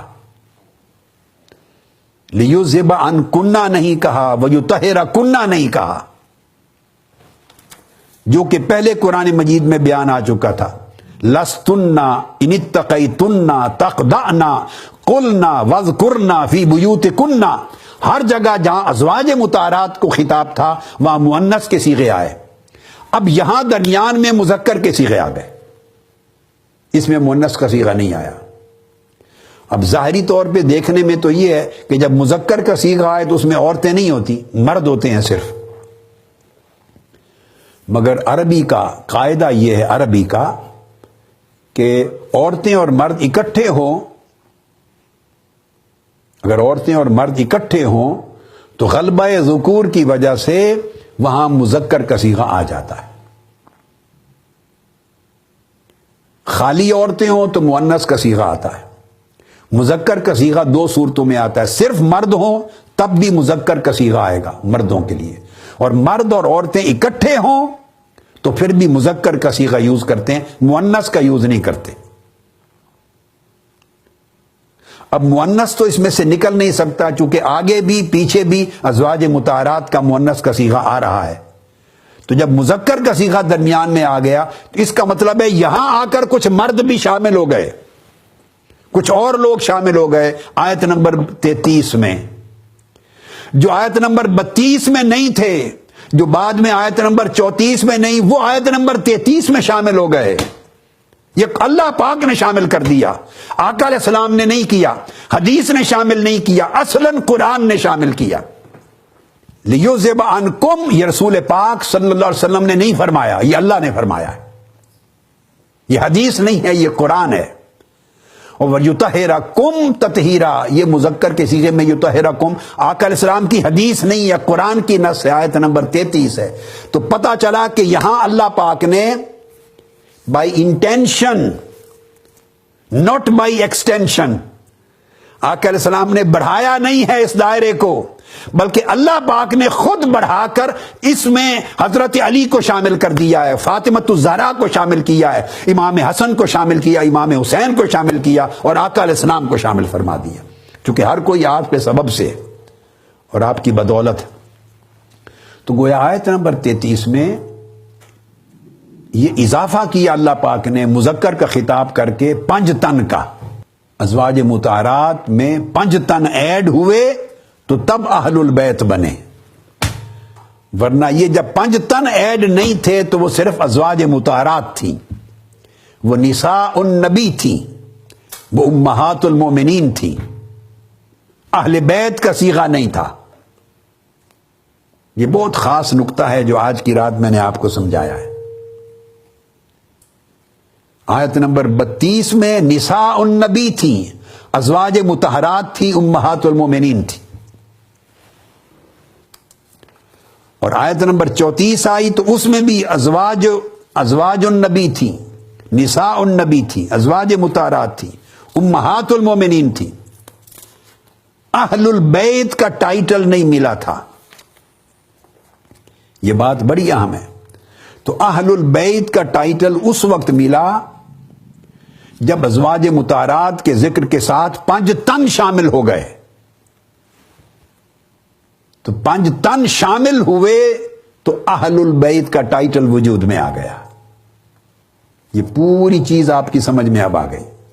اسی وجہ سے قرآن مجید میں اس کے علاوہ بھی اور جب ذکر آیا ہے ازواج مطہرات کا کسی اور مقام پر بھی، تو اہل البیت کسی اور جگہ نہیں کہا گیا، صرف ازواج مطہرات کو قرآن مجید میں اہل البیت نہیں کہا گیا۔ یا نساء النبی کہا گیا ہے کہ ازواج مطہرات نبی کی مقدس بیویاں، یا فرمایا گیا امہات المومنین، ازواجہ امہاتکم، یہ قرآن مجید میں فرمایا گیا، ازواجہ امہاتکم، کہ آقا علیہ السلام کی ازواج تمہاری مائیں ہیں، تمہاری مبارک مائیں ہیں۔ یہ ٹائٹل دیے گئے ہیں، امہات المومنین کا ٹائٹل دیا گیا ہے، نساء النبی کا ٹائٹل دیا گیا ہے۔ پورے قرآن مجید میں خالی ازواج مطہرات کو اہل البیت نہیں کہا اللہ پاک نے۔ اہل البیت کا لفظ ایک ہی جگہ استعمال ہوا ہے پورے قرآن میں، فقط ایک جگہ خطاب میں، اور یہ وہ جگہ ہے آیت نمبر 33، اور یہ اس وقت یوز کیا ہے ٹائٹل اہل البیت کا جب 5 تن شامل ہو گئے ہیں اہل بیت کے ساتھ، ازواج مطہرات، اور 5 تن ملے ہیں تو اہل البیت ہو گیا۔ اب چونکہ ذکر آ رہا تھا ازواج مطہرات کا، اور آگے آیت نمبر 33 میں اللہ رب العزت نے اضافہ فرما دیا، اس وجہ سے حضور علیہ الصلوۃ والسلام نے اس کی تصریح فرمائی۔ جتنی احادیث آئی ہیں جن میں آقا علیہ السلام نے ان 4 مبارک نفوس قدسیہ کی طرف اشارہ کر کے فرمایا اللہم ہؤلاء اہل بیتی، اے اللہ یہ میری اہل بیت ہے، اے اللہ یہ میری اہل بیت ہے، اے اللہ یہ میری اہل بیت ہے۔ ابھی میں وہ حدیثیں سناؤں گا آپ کو، مگر اس نقطے کو سمجھ لیں، آپ کا یہ فرمانا اشارہ کر کے اے اللہ یہ میری اہل بیت ہے، اس کے 2 معنی غلط طور پہ لیے جا سکتے ہیں، یہ لیے گئے ہیں، دونوں کی نفی کرنا چاہتا ہوں۔ اور تیسرا معنی اس سے فرمانا اللہم ہؤلاء اہل بیت، اے اللہ یہ میری اہل بیت ہے۔ جب حدیث میں چادر ان کے اوپر تان کے یہ فرمایا تو اس کا تو بعض لوگوں نے معنی یہ لیا کہ جب آقا نے فرمایا یہ میری اہل بیت ہیں تو اس کا مطلب ہے آپ نے اپنے فرمان کے ذریعے اہل بیت کی جو قرآن مجید کا حکم تھا اس ٹائٹل کو ایکسٹینڈ کر کے وسیع کر کے ان میں ان 4 مقدس نفوس کو شامل کیا۔ تو گویا حضرت علی کا، حضرت فاطمہ کا اور حسنین کریمین کا اہل بیت میں شامل ہونا یہ حضور علیہ السلام کے حدیث کے ذریعے یہ معنی لیا گیا، یہ بھی غلط ہے۔ میں نے بات سمجھا دی، ان کا شامل ہونا بھی قرآن کی نص کے ذریعے آیت نمبر 33 میں، یہ مطلب نہیں ہے۔ بعضوں نے یہ معنی مراد لیا ہے کہ ہؤلاء اہل بیت، یہ میری اہل بیت ہیں، انہوں نے کہا چونکہ آقا علیہ السلام نے فرما دیا یہ میری اہل بیت ہیں لہذا حضور کی اہل بیت صرف یہ 5 تن ہیں۔ ازواج مطہرات کو اس حدیث کے کلمہ کی وجہ سے خارج کرنے کا سوچا گیا ہے، یہ معنی بھی غلط ہے۔ چونکہ ازواج مطہرات کو تو اللہ پاک پہلے سیاق آیت شان نزول کے اعتبار سے اہل بیت میں شامل فرما چکا ہے، تو جو اللہ پاک جن کو شامل پہلے فرما چکا ہے آقا علیہ السلام ان کو خارج تو نہیں کر رہے۔ اور یہ فرمانا یہ میری اہل بیت ہیں یہ آقا علیہ السلام نے ان کو داخل نہیں کیا کہ ان کو بھی اللہ رب العزت خود داخل فرما چکا ہے آیت نمبر 33 میں. تو آیت نمبر 32 کے ذریعے ازواج مطہرات شامل ہو گئی تھی سبب نزول کے طور پر، اور آیت نمبر 33 میں 5 تن شامل ہو گئے ڈائریکٹلی متن آیت کے طور پر، نفس آیت کے طور پر ڈائریکٹ خود شامل ہو گئے. تو پھر آقا علیہ السلام نے کیوں فرمایا؟ آقا علیہ السلام نے ہا اولائے اہل بیت اس لیے فرمایا کہ چونکہ اسماء مبارکہ نہیں آئے تھے، نام نہیں آئے تھے آیت نمبر 33 میں، تو آقا علیہ السلام نے تصریح کر دی کہ یہ جو شامل ہیں اللہ پاک نے جن کو آیت تطہیر کے ذریعے میری اہل بیت میں شامل کیا ہے. ازواج مطہرات کو تو ہر کوئی جانتا ہے چونکہ آیتیں ان کے لیے اتری. اب جو شامل جن کو اللہ پاک نے کیا ہے اور انہیں آیت تطہیر کی شکل میں اہل بیت کا عنوان دیا ہے، اہل بیت کا نام دیا ہے، اہل بیت کا ٹائٹل دیا ہے، لقب دیا ہے، پتہ چل جائے، نام لے لے کے بتانا مقصود یہ تھا کہ یہ کون کون اہل بیت میں شامل ہے. اب اس میں حدیث پاک آتی ہے اور اس حدیث کو روایت بھی سن لیں، ام المومنین حضرت عائشہ صدیقہ رضی اللہ تعالی عنہ نے کیا. حضرت عائشہ صدیقہ رضی اللہ تعالی روایت بھی وہی کر رہی ہیں، ام المومنین حضرت عائشہ صدیقہ رضی اللہ تعالی عنہ.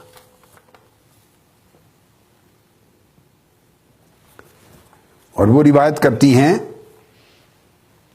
یہ صحیح مسلم کی حدیث ہے، صحیح مسلم کتاب و فضائل الصحابہ اور مسند امام احمد بن حنبل اور مصنف ابن ابی شیبہ، حدیث صحیح. حضرت ام المومنین عائشہ صدیقہ رضی اللہ تعالی عنہ فرماتی کہ جب یہ آیت اتری، آیت تطہیر، آیت اہل بیت اتری، تو فرمایا کہ اس موقع پر آقا علیہ الصلوۃ والسلام نے اپنے اوپر کالی کملی اوڑھی ہوئی تھی، اور جو کالی کملی اوڑھی ہوئی تھی، کالے بالوں سے اونی، کالی اونی کملی تھی، اس میں اونٹوں کے کجاووں کے نشان بنے ہوئے تھے. میں نے یہ چیز پہلے بھی بیان کی ہے کئی مرتبہ. خرج النبی صلی اللہ علیہ وسلم غداتن وعلیہ مرت مرحل من شعر اسود. آپ نے جو کالی کملی پہنی ہوئی تھی اونی، اس کے اوپر اونٹوں کے کجاووں کے نشان تھے. یہ بات میں نے اپنے پہلے کئی خطابات میں اور اپنی تصانیف میں بھی ذکر کی ہے کہ یہ جو اونٹوں کے کجاووں کے نشان والی کملی اس رات پہننا، میں اس کو اتفاقیہ نہیں سمجھتا. میں اس کو عاشورہ محرم اور اہل بیت شہداء کربلا معلیٰ اور امام علی مقام کی طرف اس کا اشارہ سمجھتا ہوں. یہ اتفاقاً نہیں تھا. اونٹوں کے کجاووں کا یہ مسافروں کا اشارہ دیتا ہے، جیسے خانوادہ رسول اور حضور کی شہزادیاں اور شہزادے اور خانوادہ پاک کے مقدس نفوس اونٹوں کے کجاووں پر مدینہ سے مکہ، مکہ سے کربلا جا رہے ہیں اور کجاووں سے اتارے گئے ہیں، اور پھر کربلا میں شہادتوں کے بعد پھر اونٹوں کے کجاووں پر انہیں قافلے کی صورت میں کوفہ سے دمشق لے جایا جا رہا ہے. آقا علیہ الصلوۃ والسلام نے ایک بڑے عجیب لطیف انداز میں جس دن یہ بات آگے کرنے والی جو آگے آ رہی ہے، جس وقت یہ بات کرنی تھی، اس وقت وہ کملی پہن کے بیٹھے تھے جو کملی اونٹوں کے کجاووں کا بتا رہی تھی، مسافران کربلا کا اشارہ دے رہی تھی. وہ پہن کے بیٹھے تو آپ فرماتی ہیں کہ امام حسن، حضرت حسن بن علی، حسن مجتبی آ جائے، تشریف لے آئے، حاضر ہوئے آقا علیہ السلام کی بارگاہ میں. آقا علیہ السلام نے انہیں، اور یہ ایک نادر کام کیا، اپنی کملی اٹھا کے ان کو کملی کے اندر داخل کر لیے. ثم جاء الحسین، پھر امام حسین، امام علی مقام حضرت حسین آ گئے، آقا علیہ السلام نے انہیں بھی کملی کے اندر داخل کر لیا. ثم جاءت فاطمہ، پھر سیدہ فاطمہ الزہرا حاضر ہوئی آقا علیہ السلام کی بارگاہ میں، فادخلها، ان کو بھی کملی اٹھا کے اندر داخل کر لیا. ثم جاء علی فادخلہ، پھر حضرت علی آئے تو کملی اٹھا کے ان کو بھی اندر داخل کر لیا. اب آپ دیکھیں ایسا نارملی ہوتا نہیں ہے، نہ کبھی آقا علیہ السلام نے کیا تھا نہ آپ کرتے ہیں. یہ عام پریکٹس نہیں ہے کہ ایک کملی کتنی بڑی ہوگی. آپ ایک کملی، ایک چادر ہی ہوتی ہے نا بڑی، ایک بڑی اونی چادر، ایک کملی اوڑھ کے کوئی بیٹھا ہو اس کے اندر 4 اور بندے آپ داخل کر سکتے ہیں، اور 4 اور بندوں کو کملی اٹھا کے چادر کو اٹھا کر داخل کرنا یہ کوئی عام پریکٹس نہیں ہے، عام معمول نہیں ہے کہ آسانی سے بات سمجھ میں آ جائے یا اس کی وجہ معلوم ہو جائے. یہ ایکسیپشنل چیز ہے، ان یوزول چیز ہے، معمول سے ہٹ کر ہے، معمول کے خلاف. وہ معمول کے خلاف کیوں کیا اس کی وجہ یہی بتا رہا ہوں. اس دن آقا علیہ السلام اس آیت کی تفسیر بتانا چاہ رہے تھے امت کو. انما یرید اللہ لیذھب عنکم الرجس اہل البیت، یہ جو آیت اہل بیت ہے اس کی تفسیر بتانا چاہ رہے تھے. چونکہ قرآن مجید نام نہیں لیتا نا، پھر قرآن مجید میں ابو بکر کا نام بھی نہیں ہے رضی اللہ تعالیٰ عنہ، سیدنا عمر کا نام بھی نہیں ہے، سیدنا عثمان کا نام بھی نہیں ہے، سیدنا علی کا نام بھی. قرآن مجید تو صحابہ کرام کے کسی کے بھی نام نہیں لیتا، بس گنتی کے چند پیغمبروں کے نام لیے ہیں قرآن مجید نے. اور جب رد کیا کفار و مشرکین کی تو ابو جہل کا نام بھی نہیں لیا، ابو لہب کا لیا ہے چونکہ سورت اتری اس کے ایک واقعہ پر. تو باقی سینکڑوں کفار و مشرکین ہے، کسی کا نام تو نہیں لیتا نا قرآن. صحابہ کرام ہے، سینکڑوں ہزاروں، کسی کے نام نہیں لیتا. ازواج مطہرات میں کسی کے نام نہیں لیتا، مگر کولیکٹیولی یا نساء النبی آ گیا تھا، نبی کی بیوی ہو تو اب وہ اسپیسیفائی ہو گیا، اس میں مغالطہ نہ رہا کہ آقا علیہ السلام کی ازواج مطہرات کی بات ہوئی. اب اہل بیت کو شامل کرنا ہے کچھ حضور کی آل پاک میں سے، عطرت پاک میں سے، اور نام نہیں لیے تو آقا علیہ السلام نام لینا چاہ رہے ہیں. اس لیے ایک ایک کو پکڑ کے اپنی کملی میں داخل کیا تاکہ ساری دنیا دیکھ لے، ہر کوئی دیکھ لے، کسی کو شبہ نہ رہے کہ کملی میں کس کس کو داخل کیا ہے. میں نے علی کو داخل کیا، فاطمہ کو داخل کیا، حسن کو داخل کیا، حسین کو داخل کیا، اور اپنی کملی اپنے اوپر تو تھی. تو 5 تن اس دن کملی میں آ گئے. یہاں سے یہ تصور 5 تن کا نکلا. بعض اوقات لوگ پوچھتے ہیں کہ یہ تو شیعوں کا تصور ہے، شیعہ کہتے ہیں 5 تن، تو یہ آپ تو سنی ہیں، آپ کیوں کہتے ہیں 5 تن؟ بھئی ہمیں تو حضرت عائشہ صدیقہ نے سمجھایا ہے 5 تن رضی اللہ تعالیٰ عنہ. یہ 5 تن کا تصور ام المومنین حضرت عائشہ صدیقہ رضی اللہ تعالیٰ عنہ نے بتایا ہے. اب بولیے، سوال کرنے والوں کے لیے جواب اچھا ہے؟ ہم نے 5 تن کہاں سے بنایا؟ یہ سبق ہمیں ام المومنین حضرت عائشہ صدیقہ نے بتایا رضی اللہ تعالیٰ عنہ. 5 تن وہ بتا رہی ہیں کہ ایک کملی آقا علیہ السلام اوڑھ کے بیٹھے تھے، خود اس میں تھے. اس کملی میں ایک اور تن ڈال لیا حضرت علی کا، ایک اور تن حضرت فاطمہ کا، ایک اور تن حسن کا، ایک اور تن حسین کا. ایک کملی تھی 5 تن کے اوپر اوڑھ لی گئی. جب آقا نے اوڑھ لی تو قالا فرمایا انما یرید اللہ لیذھب عنکم الرجس اہل البیت ویطہرکم تطہیرا. اس پر پھر یہ 5 پر کملی ڈال کر آقا علیہ السلام نے آیت پڑھی کہ یہ میری اہل بیت ہیں. اللہ پاک نے فرمایا تم سے اللہ ہر رجس کو دور کرنا چاہتا ہے. اور پھر یہ جو 5 تن کا تصور ہے، میں پھر یہ ضمن بتا دوں. حضرت عائشہ صدیقہ رضی اللہ تعالیٰ عنہ نے تو بتایا، مگر اس سے بہت اوپر چلتے ہیں. یہ 5 تن یہ جو ٹرم ہے یہ اللہ پاک نے دی ہے. بولیے 5 تن. مجھے پتہ ہے میں بہت بچپن تھا، ہمارے اساتذہ میں سے بھی کچھ اساتذہ ایسے تھے وہ 5 تن کا لفظ نام لینے سے کتراتے تھے. تو میں زمانہ طالب علم میں بھی ان سے بحث کرتا تھا، باتیں کرتے تھے. اور آج کل تو ایسا خارجیت کا اتنا اثر ہو گیا ہے. علامہ امداد اللہ خان صاحب جانتے ہیں، الحاج امداد اللہ خان صاحب اور علامہ میر آصف اور تمام علماء بیٹھے ہیں. آپ کو پتہ اتنا خارجیت کا اثر ہو گیا ہے کہ لوگ سنیت کے عقیدہ محبت اہل بیت سے نکل گئے، خارج ہو گئے. اتنی خارجیت آ گئی. ہر چیز جو مسلمہ تھی، قرآن و سنت سے ثابت تھی، ائمہ اور اکابر کے عقیدے اور طریقے سے ثابت تھی، تمام کتب میں ثابت تھی، اس کے بھی انکاری ہو گئے ہیں. اتنی خارجیت زدہ ہو گئے ہیں ذہن. اور یہاں ایک نقطہ بتا دوں، دیکھیے مشکل ہمارے لیے جو طبقات انتہا پسند ہوتے ہیں یا 2 انتہاؤں پر کھڑے ہوتے ہیں، یہ 2 انتہاؤں سے بھی آگے ہوتے ہیں، ان کے لیے مشکل نہیں ہوتی. ایک طبقہ ہے اگر ایسا ہو کہ اس نے اہل بیت اور آل پاک کو ماننا ہے اور اہل بیت اور آل کے سوا کسی کو ماننا ہی نہیں ہے. صحابہ کرام میں سے ازواج مطہرات میں کسی کو ماننا ہی نہیں. ان کا کیس بڑا آسان ہے, کسی اور کو ماننا ہی نہیں ہے. تان اور تنقید بھی کریں گے. پھر وہ ایک جذباتی محرم آ گیا, شہادت امام حسین. ایک ایسا جذباتی ماحول ہوتا ہے ان کے ہاں کہ وہ جذبات کے ذریعے اپنے لوگوں اور نسلوں کے عقیدے کو کنٹرول کر لیتے ہیں. ایک ایسا سما ہوتا ہے, ایک ایسا ماحول ہوتا ہے, ایک ایسی پریکٹس ہوتی ہے, ایسا ایٹماسفیئر, ایسا, اور سال بھر وہ سبق یاد کراتے رہتے ہیں, سال بھر مجالس چلتی رہتی. تو ایک تو وہ ان کو فکر اہل بیت اطہار کی محبت کی ہے, ایک گھرانے کی فکر ہے حضور کی, اہل بیت کی, باقی کسی کی فکر نہیں ہے. اور پھر جذباتی اعتبار سے اپنے عقیدے کو محفوظ کرتے ہیں. پھر علمی طور پہ کوئی کام کرے نہ کرے, وہ پاکستان انڈیا میں رواج کم ہے, ایران میں علمی کام بہت ہے, وہ الگ الگ کلچر ہے, وہ جذبات کے ساتھ. تو انتہا کا ایک پوائنٹ وہ کنٹرول ہوتا ہے. دوسری طرف خارجیت کا نقطہ نظر ہے.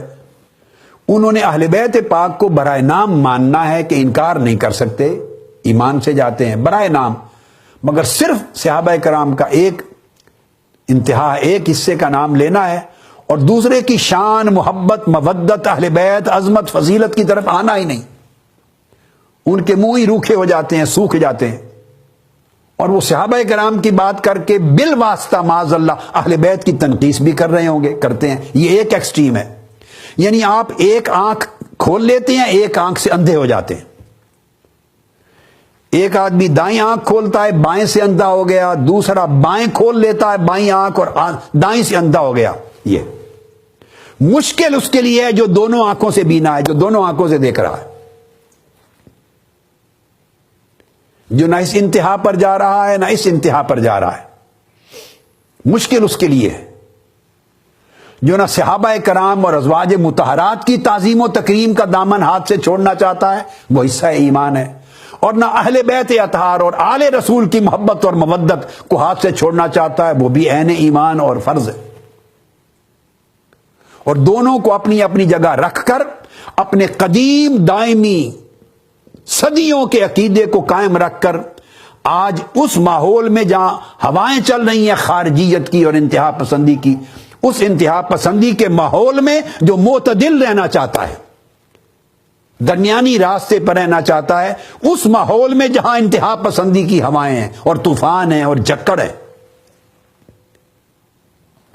اور صحابہ کرام اور ازواج مطہرات کی عقیدت میں بہ کر نہ اہل بیت اطہار اور آل پاک سے اپنی محبت اور عشق کو کم کرنا چاہتا ہے, اور نہ اہل بیت پاک کی محبت میں صحابہ کرام کی تعظیم و تکریم کو کم کرنا چاہتا ہے.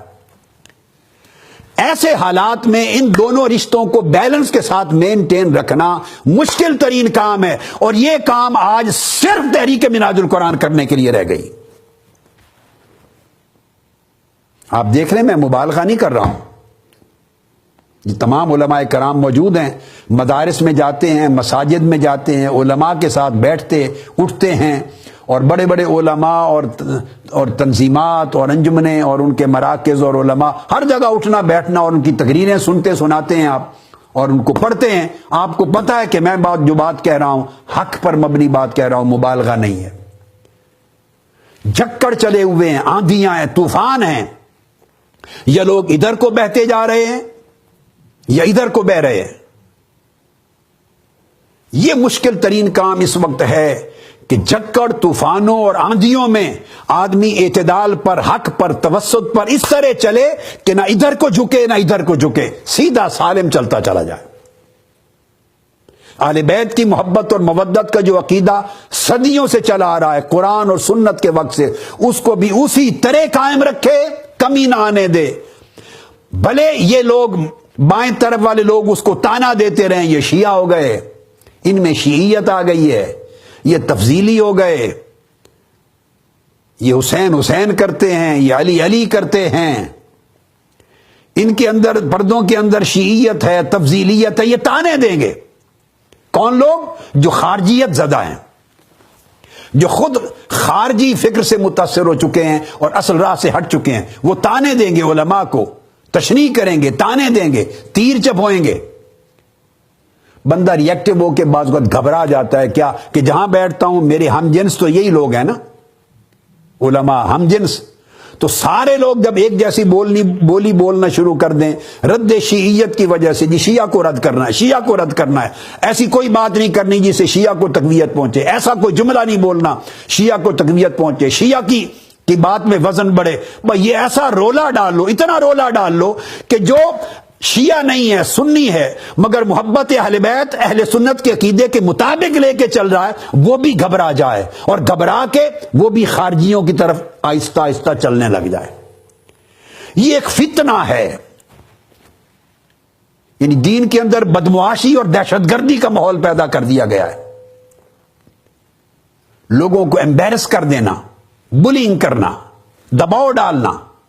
اور ادھر تو جو میں نے کہا وہ پھر جب اب وہ تنقیس جب مختلف واقعات بیان کریں گے اور صحابہ کرام کی شان پر تنقیس ہوگی، چونکہ دوسری طرف ان کو صحابہ کرام کی فکر نہیں، اس طرف انہیں اہل بیت پاک کی فکر نہیں، فقط تحریک منہاج القرآن وہ ہے جنہیں اہل بیت کی بھی فکر ہے اور صحابہ کرام کی بھی فکر ہے، جو نہ مودت اہل بیت چھوڑ سکتے ہیں، نہ تعظیم صحابہ چھوڑ سکتے ہیں، دونوں ہمارے ایمان کا حصہ ہیں، اور دونوں کو اس بیلنس کے ساتھ رکھنا کہ اعتدال پر چلنا، نہ جھکڑ اور طوفان آپ کو ادھر جھکا سکیں، نہ جھکڑ طوفان ادھر گرا سکیں۔ یہ کام ہے جو اس وقت اس ایمان کی حفاظت کا، عقیدہ حقہ کی حفاظت کا اس وقت تحریک آپ کی کر رہی ہے اور آپ کر رہے ہیں۔ تو یہ نقطہ میں نے آج کی رات، چونکہ موقع محل وقت ایسا ہے کہ میں نے چاہا یہ نقطہ سمجھا دوں۔ بہت زمانہ ہم بچپن میں تھے، چھوٹی عمر تھی، ایک زمانہ پہلے دیکھتے تھے کہ گھر گھر میں اہل بیت پاک کی محبت کے چرچے ہوتے تھے، مساجد میں چرچے ہوتے تھے اہل بیت پاک کی محبت کے، اور اہل بیت کی محبت یہ شیعوں کی میراث نہیں سمجھی جاتی تھی، شیعہ حضرات کی۔ ٹھیک ہے، شیعہ حضرات کا ایک اپنا طریقہ ہے، ہم اس سے اختلاف کرتے ہیں، ہم اس کو نہیں اپناتے، وہ اپنے طریقے سے چلتے ہیں، ہمیں کسی کے طریقے سے غرض نہیں۔ بھائی میلاد پاک ہے، کئی لوگ نہیں مناتے، اپنے طریقے سے کرتے، ہم اپنے طریقے سے مناتے ہیں، تو ہر ایک کے اپنے اپنے طریقے ہوتے ہیں، مگر اہل سنت کی اپنی میراث تھی، وراثت تھی ایمان کی، اہل بیت کی محبت۔ اہل بیت کی محبت ایمان کی وراثت ہے، نہ یہ شیعوں کی ہے نہ کسی اور کی، اہل سنت کی بھی، ایمان کی، مسلمانوں کی وراثت ہے۔ اب بعد میں پھر ایسا وقت آیا کہ یہ فرقہ واریت بڑی، اس میں دہشت گردی بڑی، دہشت گردی اور فرقہ واریت کے اثرات پھر عوام پر تو کیا پڑنے تھے، علماء پر بھی پڑے، مناظرین پر پڑے، مدرسین پر پڑے، خطباء پر پڑے، پھر عوام متاثر ہوئے، پھر ایک ماحول بن گیا۔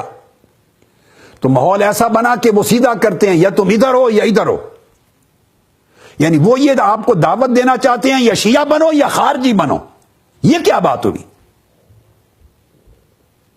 یا تم شیعہ ہو یا خارجی ہو، یہ کیا بات ہوئی؟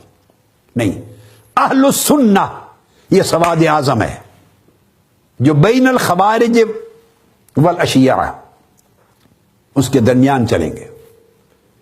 تو اہل بیت پاک کی محبت یاد رکھ لیں، یہ شیعہ حضرات کی کوئی وراثت نہیں ہے کہ وہ اس کے مالک ہیں،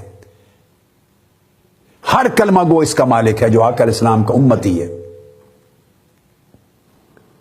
اب اس وقت خارجیت کا جو اثر بڑھ رہا ہے، یہ اہل سنت کے لوگوں کو، علماء کو تو باقی متاثر کر چکے ہیں، عوام اور بچے بچیاں اگلی نسلیں تو بڑی، وہ کیسے بچیں گے؟ اور میں نے آپ کو بتایا تھا کہ میں نے ٹی وی کے اوپر یہ سوشل میڈیا پہ دیکھا تھا، اب شاید اتار دیے ہیں وہ ویڈیو کیسٹ، کو مولوی صاحبان ہیں خود کو سنی کہلاتے ہیں، اہل سنت کہلاتے ہیں، 10 محرم الحرام کی رات، شب عاشور کی رات خطاب کر کے حضرت امیر معاویہ رضی اللہ تعالیٰ عنہ کے مناقب بیان کر رہے تھے۔ ایسی سوچ پر اور ایسی حرکت پہ شرم آنی چاہیے، شرم آنی چاہیے، اور ایسے لوگوں کو ڈوب مرنا چاہیے کہ وہ اہل سنت ہونے کا نام لیتے ہیں اور دعوے دار بنتے ہیں۔ کہ آپ کو حضرت امیر معاویہ رضی اللہ تعالیٰ عنہ سے اتنی عقیدت ہے اور آپ کی عقیدت کا اور ان کے ساتھ محبت، مودت اور عقیدت کا اظہار کرنا چاہتے ہیں، تو جو ان کا یوم وفات ہے وہ اس دن ان کا عرس منا لیں، شہادت امام حسین اور آقا علیہ السلام کے جگر گوشوں کے ٹکڑے کیے جانے کی رات ہے حضور کی اہل بیت کی، اور آپ وہاں مناقب بیان کر رہے ہیں امیر معاویہ رضی اللہ تعالیٰ عنہ۔ اس رات ان کے مناقب بیان کرنے کا مطلب تو کچھ اور، آگے کسی گھر تک جا بات پہنچتی ہے۔ یہ کھلی کھلی دشمنی اہل بیت کے ساتھ، بغض اہل بیت کے ساتھ۔ میں اس سوچ پر لعنت بھیجتا ہوں۔ میں نے اپنی آنکھوں سے وہ دیکھے ہوئے جلسے اور کانوں سے سنے ہوئے۔ احرار پارک تھا ادھر جنگ میں، پپلیاں والا محلہ، جہاں سے سپاہ صحابہ بعد میں لشکر جنگی بنا، جو جہاں سے آغاز ہوا ان کا، اس میں گراؤنڈ تھا جلسہ گاہ کا۔ وہاں 8، 9، 10 محرم کی رات کے جلسے ہوتے تھے، وہ بھی کرتے تھے جلسے سپاہ صحابہ کے لوگ، علماء، اور اس مسلک کے علماء کو بلاتے تھے۔ 8، 9، 10 محرم کی رات 3 رات جلسہ ہوتا تھا۔ میں نے اپنے کانوں سے سنا ہوا اور آنکھوں سے دیکھا ہوا ہے، سال ہا سال۔ 10 محرم کی رات جلسہ امام حسین کے نام پر ہوتا تھا، مناقب حضرت امیر معاویہ کے بیان کرتے تھے اور اپنا فکر ظاہر کرتے تھے۔ اسی فکر سے آگے پھر یہ فرقہ پرستی بنی، پھر یہ دہشت گردی بنی، پھر لشکر جنگ بھی بنے، اور یہ سارا جو کچھ ہوا اسی سے۔ یہ ان کا کام تھا۔ میں آپ کو خود ذاتی شہادت، ذاتی گواہی دے رہا ہوں۔ 10 محرم الحرام کی رات حضرت میر معاویہ رضی اللہ تعالیٰ عنہ کے فضائل اور مناقب کے جلسے وہ سپاہ صحابہ کے علماء آ کے کیا کرتے تھے۔ اور بدقسمتی اور بے ضمیری اور بے حسی کی حد ہو گئی ہے، بے شرمی کی حد ہو گئی ہے کہ آپ اہل سنت کہلاتے ہیں اور محبان اہل بیت کہلاتے ہیں اور امام اعظم کے پیروکار حنفی کہلاتے ہیں، اور 10 محرم کی رات آپ مناقب بیان کرتے ہیں ان کے۔ اس کا مطلب ہے آپ کے دل کو رغبت نہیں ہے حضور کی اہل بیت پاک کے ساتھ۔ آقا نے فرمایا جو میری اہل بیت کی محبت نہیں رکھتا وہ منافق ہے، اور جو میری اہل بیت سے بغض رکھتا ہے وہ جہنمی ہے، دوزخ میں جائے گا۔ تو یہ جو خارجیت ہے، اس کے اثرات سے بچنا اور اگلی نسلوں کو بچانا، یہ علماء کرام کا بڑا اہم کام ہے، خاص طور پہ چونکہ ہر طرف جھکڑ ہے، ہر طرف طوفان ہے، ہر طرف آندیاں ہیں۔ مائیں بھی یہ کام کریں، مرد کریں، باپ کریں، بیٹے، بہن، بھائی، علماء، مدرسین، بڑے چھوٹے، خیال کریں کہ وہ عقیدہ جو صدیوں سے چلا آ رہا ہے، جو قرآن اور سنت پر قائم تھا، جو صحابہ کرام کا تھا، جو تابعین، اتباع و تابعین کا تھا، اولیاء اور صالحین کا تھا، جو حضور غوث پاک کا تھا، حضور داتا گنج بخش علی حجویری کا تھا، جو امام اعظم ابو حنیفہ کا تھا، امام مالک کا تھا، امام شافعی کا تھا۔ امام شافعی جب محبت اہل بیت کرتے، لوگ ان کو کہتے یہ رافضی ہیں۔ فرمایا اگر اہل بیت کی محبت کا نام رفض ہے تو مجھ سے بڑا رافضی کوئی نہیں، مجھ سے بڑا شیعہ کوئی نہیں، اگر اہل بیت کی محبت کا نام شیعیت ہے۔ یعنی فقہ اہل سنت کے ائمہ کے پر تانے دیتے تھے۔ امام اعظم ابو حنیفہ خود ائمہ اہل بیت میں سے ایک امام کے ہاتھ پر بیعت تھے، امام ابو حنیفہ رضی اللہ تعالیٰ عنہ، ان کے دست مبارک پر بیعت تھے، ائمہ اہل بیت میں سے ایک۔ مقصد جو ائمہ کا طریقہ تھا، سلف صالحین کا، ہم اسی طریقے پر، اور جو ہماری آنکھوں کے سامنے 50 سال پہلے تک رہا ہے، 40 سال تک پہلے ہم دیکھتے سنتے رہے، 14 صدیوں میں رہا ہے۔ یہ چراغ ہے وہ عقیدہ 14 صدیوں کا جسے تحریک منہاج القرآن جلائے ہوئے ہے،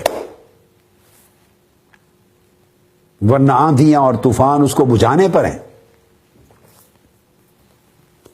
علماء کرام کو بہت مبارک ہے جو سینہ سپر ہو کر ایسی خارجیت کے طوفان کے سامنے، ہمارے منہاج القرآن علماء کونسل کے عظیم جو علماء اور مجاہدین ہیں، علامہ الحاج امداد اللہ صاحب اور علامہ میر آصف صاحب اور ان کی پوری ٹیم اور باقی تمام علماء کونسل پورے پاکستان کی سینہ سپر ہو کر حق کے لیے کھڑے رہتے۔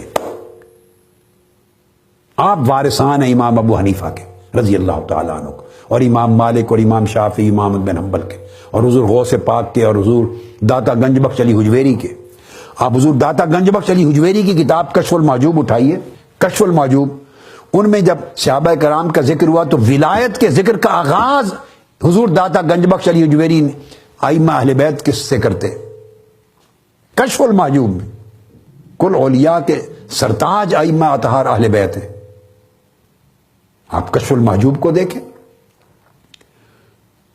سب اولیاء کا طریقہ یہ رہا ہے، ہم اس طریقے کے پیروکار ہیں۔ تو میں یہ آپ کو بتا رہا تھا کہ 5 تن ازواج مطہرات اور 5 تن ملے تو اہل بیت کا عنوان بن گیا۔ تو 5 تن کہاں سے آیا؟ یہ اللہ پاک نے 5 تن کے تصور کو قرآن مجید میں انٹروڈیوس کروایا۔ یہ امر الہ، حکم قرآنی ہے۔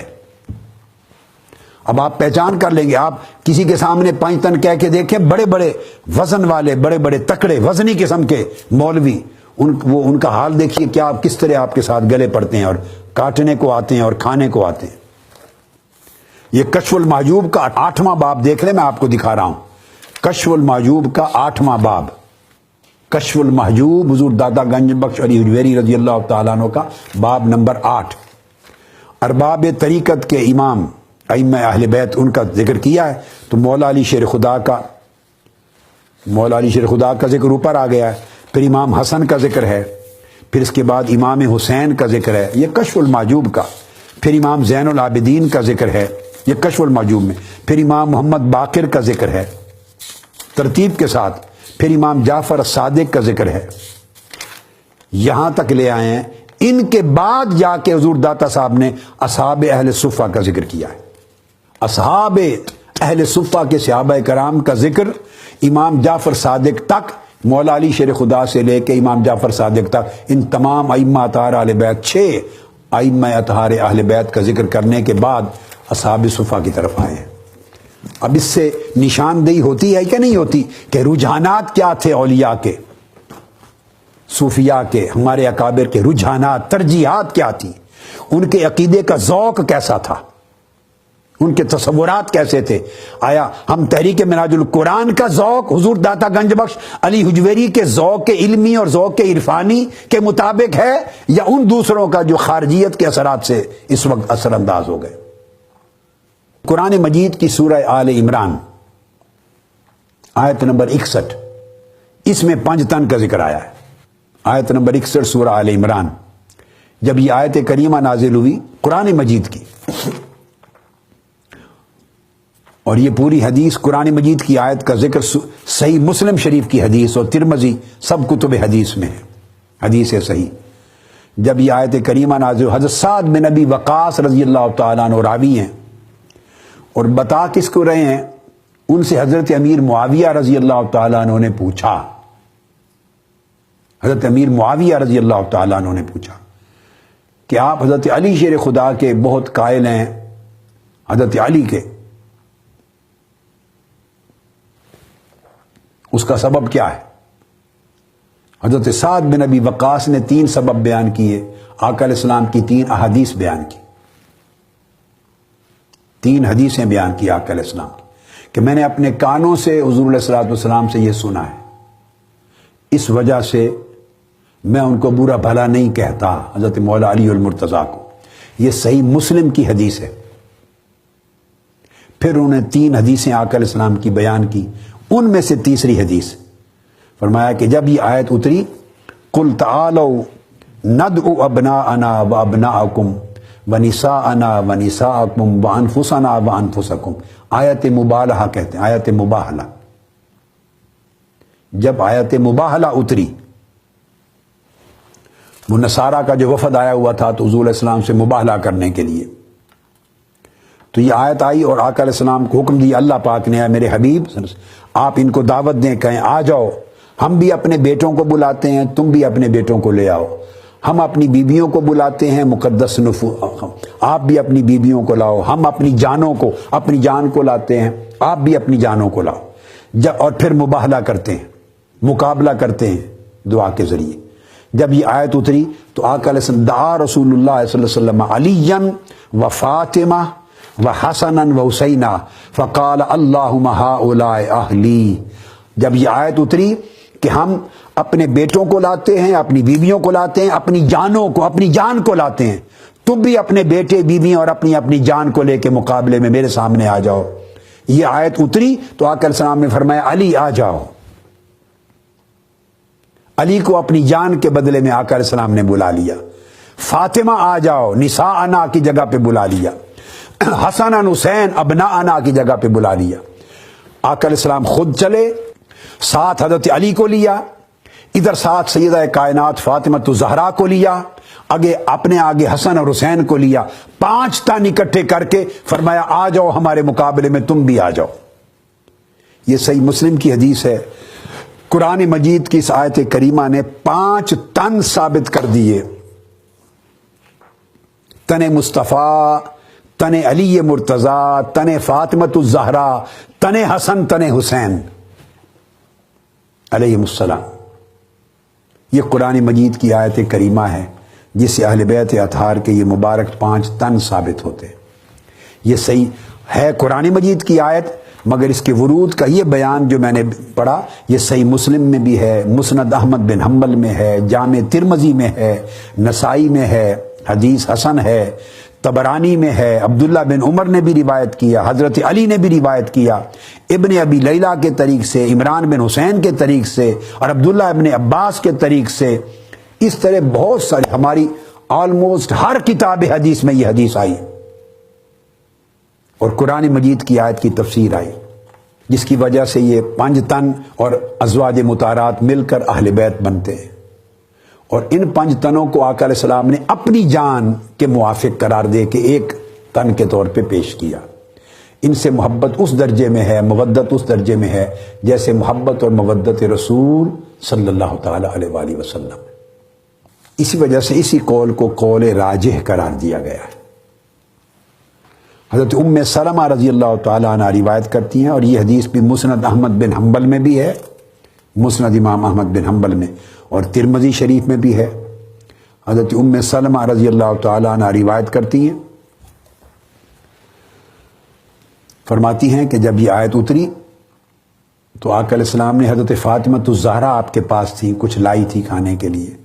آپ نے فرمایا اپنے زوج کو، شوہر کو بلا لو، علی کو، اور دونوں شہزادوں کو بلا لو۔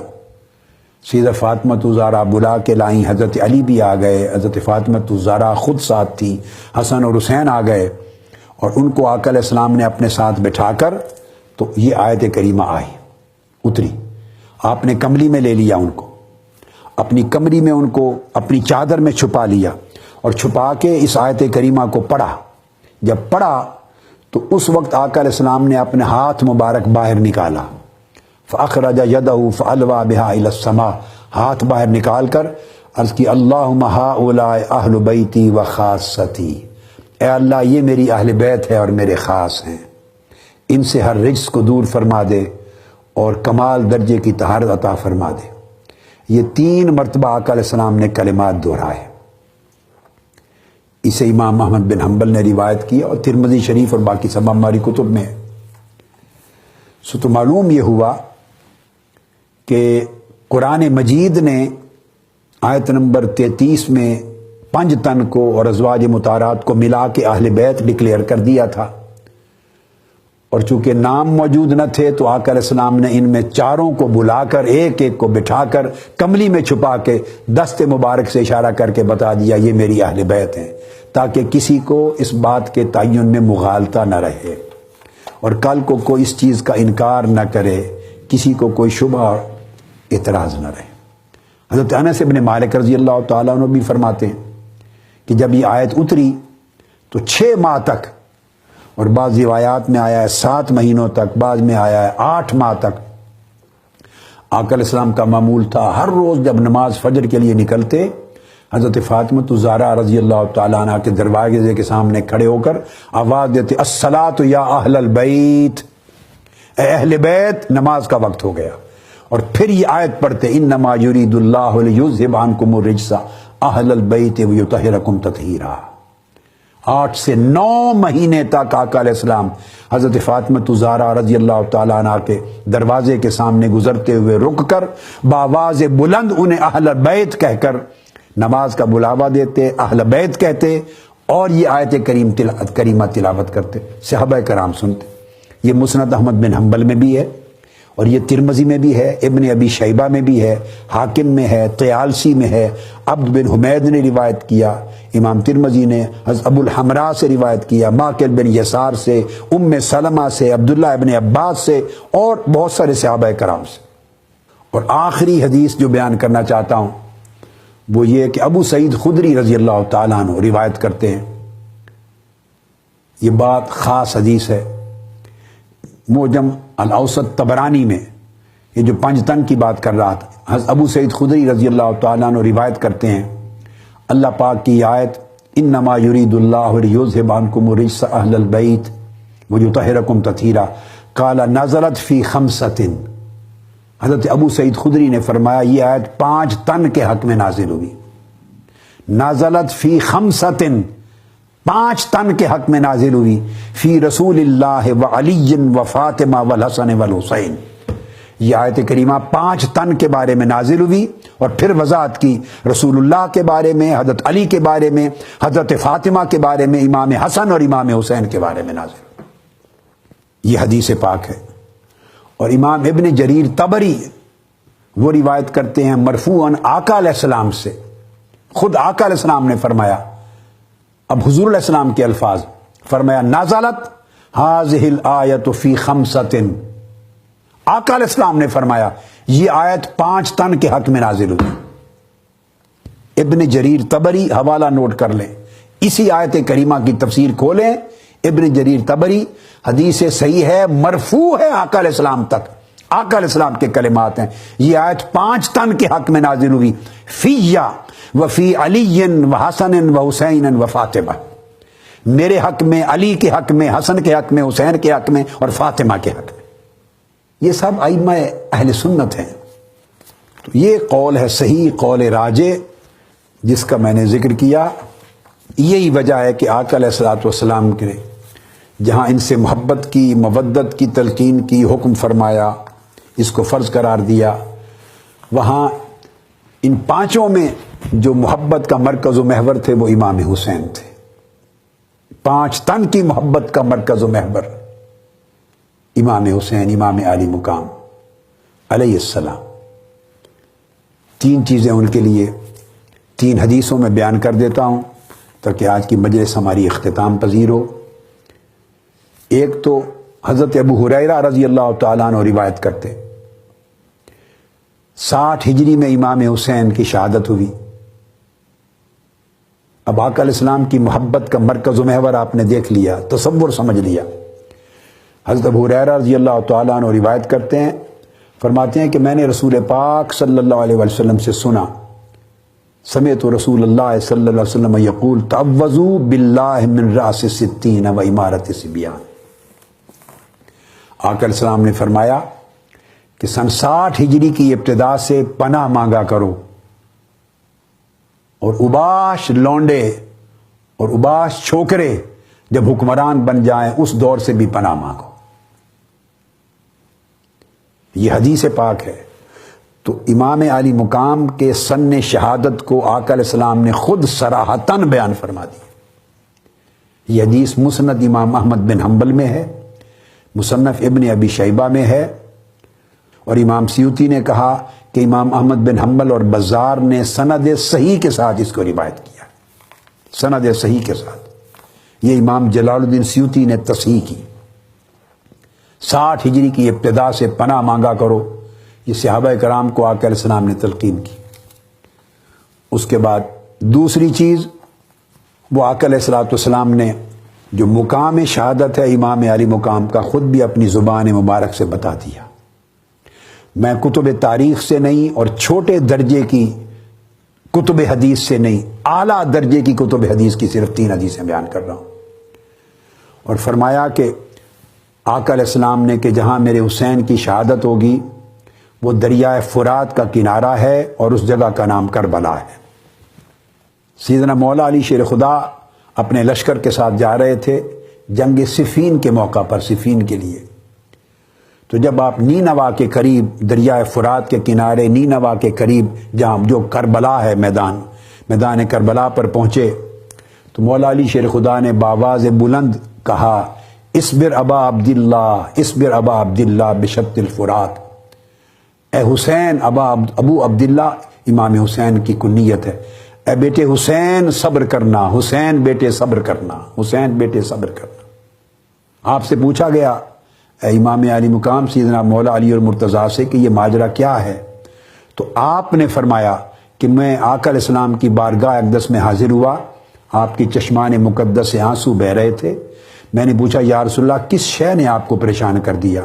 آپ نے فرمایا علی، ابھی جبرائیل میرے پاس ہو کر گئے اور جبرائیل نے حدثنی ان الحسین یقتل بشط الفرات، اور علی جبرائیل مجھے ابھی بتا کر گئے کہ میرا حسین، بیٹا حسین فرات کے کنارے، دریائے فرات کے کنارے شہید کر دیا جائے گا، اس میدان میں شہید کر دیا جائے۔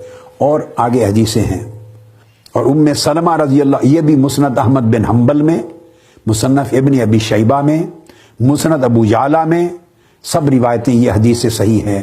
اور امام آجری نے روایت کیا اور مقدسی نے کہا اس حدیث کے اسناد حسن ہیں، اور امام حیثمی نے کہا اس حدیث کے سارے رجال ثقہ ہیں۔ اور حضرت ام سلمہ رضی اللہ تعالیٰ عنہ نے کہا کہ حسن و حسین رضی اللہ تعالیٰ عنہ وہاں کھیل رہے تھے آقا علیہ السلام کی بارگاہ میں، جبرائیل امین آئے، انہوں نے عرض کیا یا رسول اللہ آپ کے شہزادے حسین کو شہید کر دیا جائے گا، اور پھر یہ مٹی لا کے دی آقا علیہ الصلوۃ والسلام کو، اور مٹی فشمہا رسول اللہ وقال ویح کرب و بلاء، ہائے یہ کربلا کی مٹی ہے، کتنی مصیبت، دکھ اور مصائب و آلام کی مٹی۔ تو کرب و بلا کا ذکر اور کربلا کا ذکر آقا علیہ السلام نے اس مٹی کو سونگ کر کیا، اور مٹی مجھے عطا کر دی۔ فرمایا یا ام سلمہ اذا تحولت هذه التربۃ دما فاعلمی ان ابنی قد قتل، اس مٹی کو دیکھتے رہنا، جس دن یہ مٹی خون میں بدل جائے سمجھنا میرا بیٹا حسین شہید ہو گیا۔ اب یہ حدیث بھی جو ہے امام طبرانی نے روایت کی ہے، امام ابن عساکر نے، اور اس کی تائید مزی اور امام عسقلانی سب نے کی ہے، اور امام حاکم نے اپنے طریق سے، امام طبرانی نے، ابن ابی عاصم نے، بہت سارے ائمہ نے آگے پھر اپنے اپنے طرق کے ساتھ اس حدیث کو روایت کیا۔ دو چیزیں ہو گئیں۔ اب آخری چیز جو آپ کے لیے شاید بڑی حیرانگی کا باعث ہو، مجھے یاد نہیں کہ پہلے کبھی خطاب میں میں نے یہ حدیث آپ کو سنائی ہے یا نہیں، اگر سنائی ہے تو دوبارہ سن لیں، اگر نہیں سنائی تو پہلی بار اس سے آگاہ ہو جائیں۔ ابو عبیدہ رضی اللہ تعالیٰ عنہ حدیث کے راوی ہیں، حضور علیہ السلام کے صحابی، اور یہ حدیث جو بتا رہا ہوں یہ بھی مسند ابو یعلا میں آئی ہے، اور امام بزار نے بھی اس کو روایت کیا ہے، اور امام بہقی نے روایت کیا ہے، اور ابن حماد نے روایت کیا ہے، اور امام فصوی نے روایت کیا ہے، اور امام حیثمی نے فرمایا کہ امام ابو یعلا کی سند کے یہ رجال تمام راوی حدیث صحیح کے راوی ہیں، حدیث صحیح کے۔ حدیث کے الفاظ ہیں، ابو عبیدہ رضی اللہ تعالیٰ نے روایت کیا، انہوں نے کہا قال رسول اللہ صلی اللہ علیہ وآلہ وسلم، آقا علیہ السلام نے فرمایا لا یزال امر امتی قائما بالقسط، کہ میری امت میں جو دین ہے عدل اور انصاف کے ساتھ قائم رہے گا، میری امت کا معاملہ، میری امت کا امر، دین عدل اور انصاف کے ساتھ قائم رہے گا، حتیٰ یکون اول من یسلمہ، حتیٰ کہ ایک پہلا شخص جو روند دے گا میری امت کے دین کو اور میری امت کے نظام عدل کو اور میری امت کے امر قسط کو جو روند کر پامال کر دے گا، پہلا شخص رجل من بنی امیہ یقال لہ یزید، آقا علیہ السلام نے فرمایا وہ بنو امیہ کا شخص ہوگا اور اس کا نام یزید ہوگا، لعنت اللہ علیہ، یہ میں کہہ رہا ہوں حدیث کے الفاظ میں۔ آقا علیہ السلام نے فرمایا کہ بنو امیہ کا ایک شخص جس کا نام یزید ہوگا وہ پہلا بدبخت شخص ہوگا جو میری امت میں دین کے عدل و انصاف کے نظام کو روند کر پامال کر دے گا۔ اور اسی طرح حضرت ابو ذر رضی اللہ تعالیٰ عنہ نے روایت کیا، قال سمعت رسول اللہ صلی اللہ علیہ وسلم، میں نے آقا علیہ السلام سے سنا، ابو ذر غفاری فرماتے ہیں یقول اول من یبدل سنتی رجل من بنی امیہ، فرمایا پہلا شخص جو میری سنت کو اور میرے دین کو برباد کر دے گا، بدل دے گا، ہلاکت کا باعث بن جائے گا، وہ بنو امیہ کا ایک شخص ہوگا۔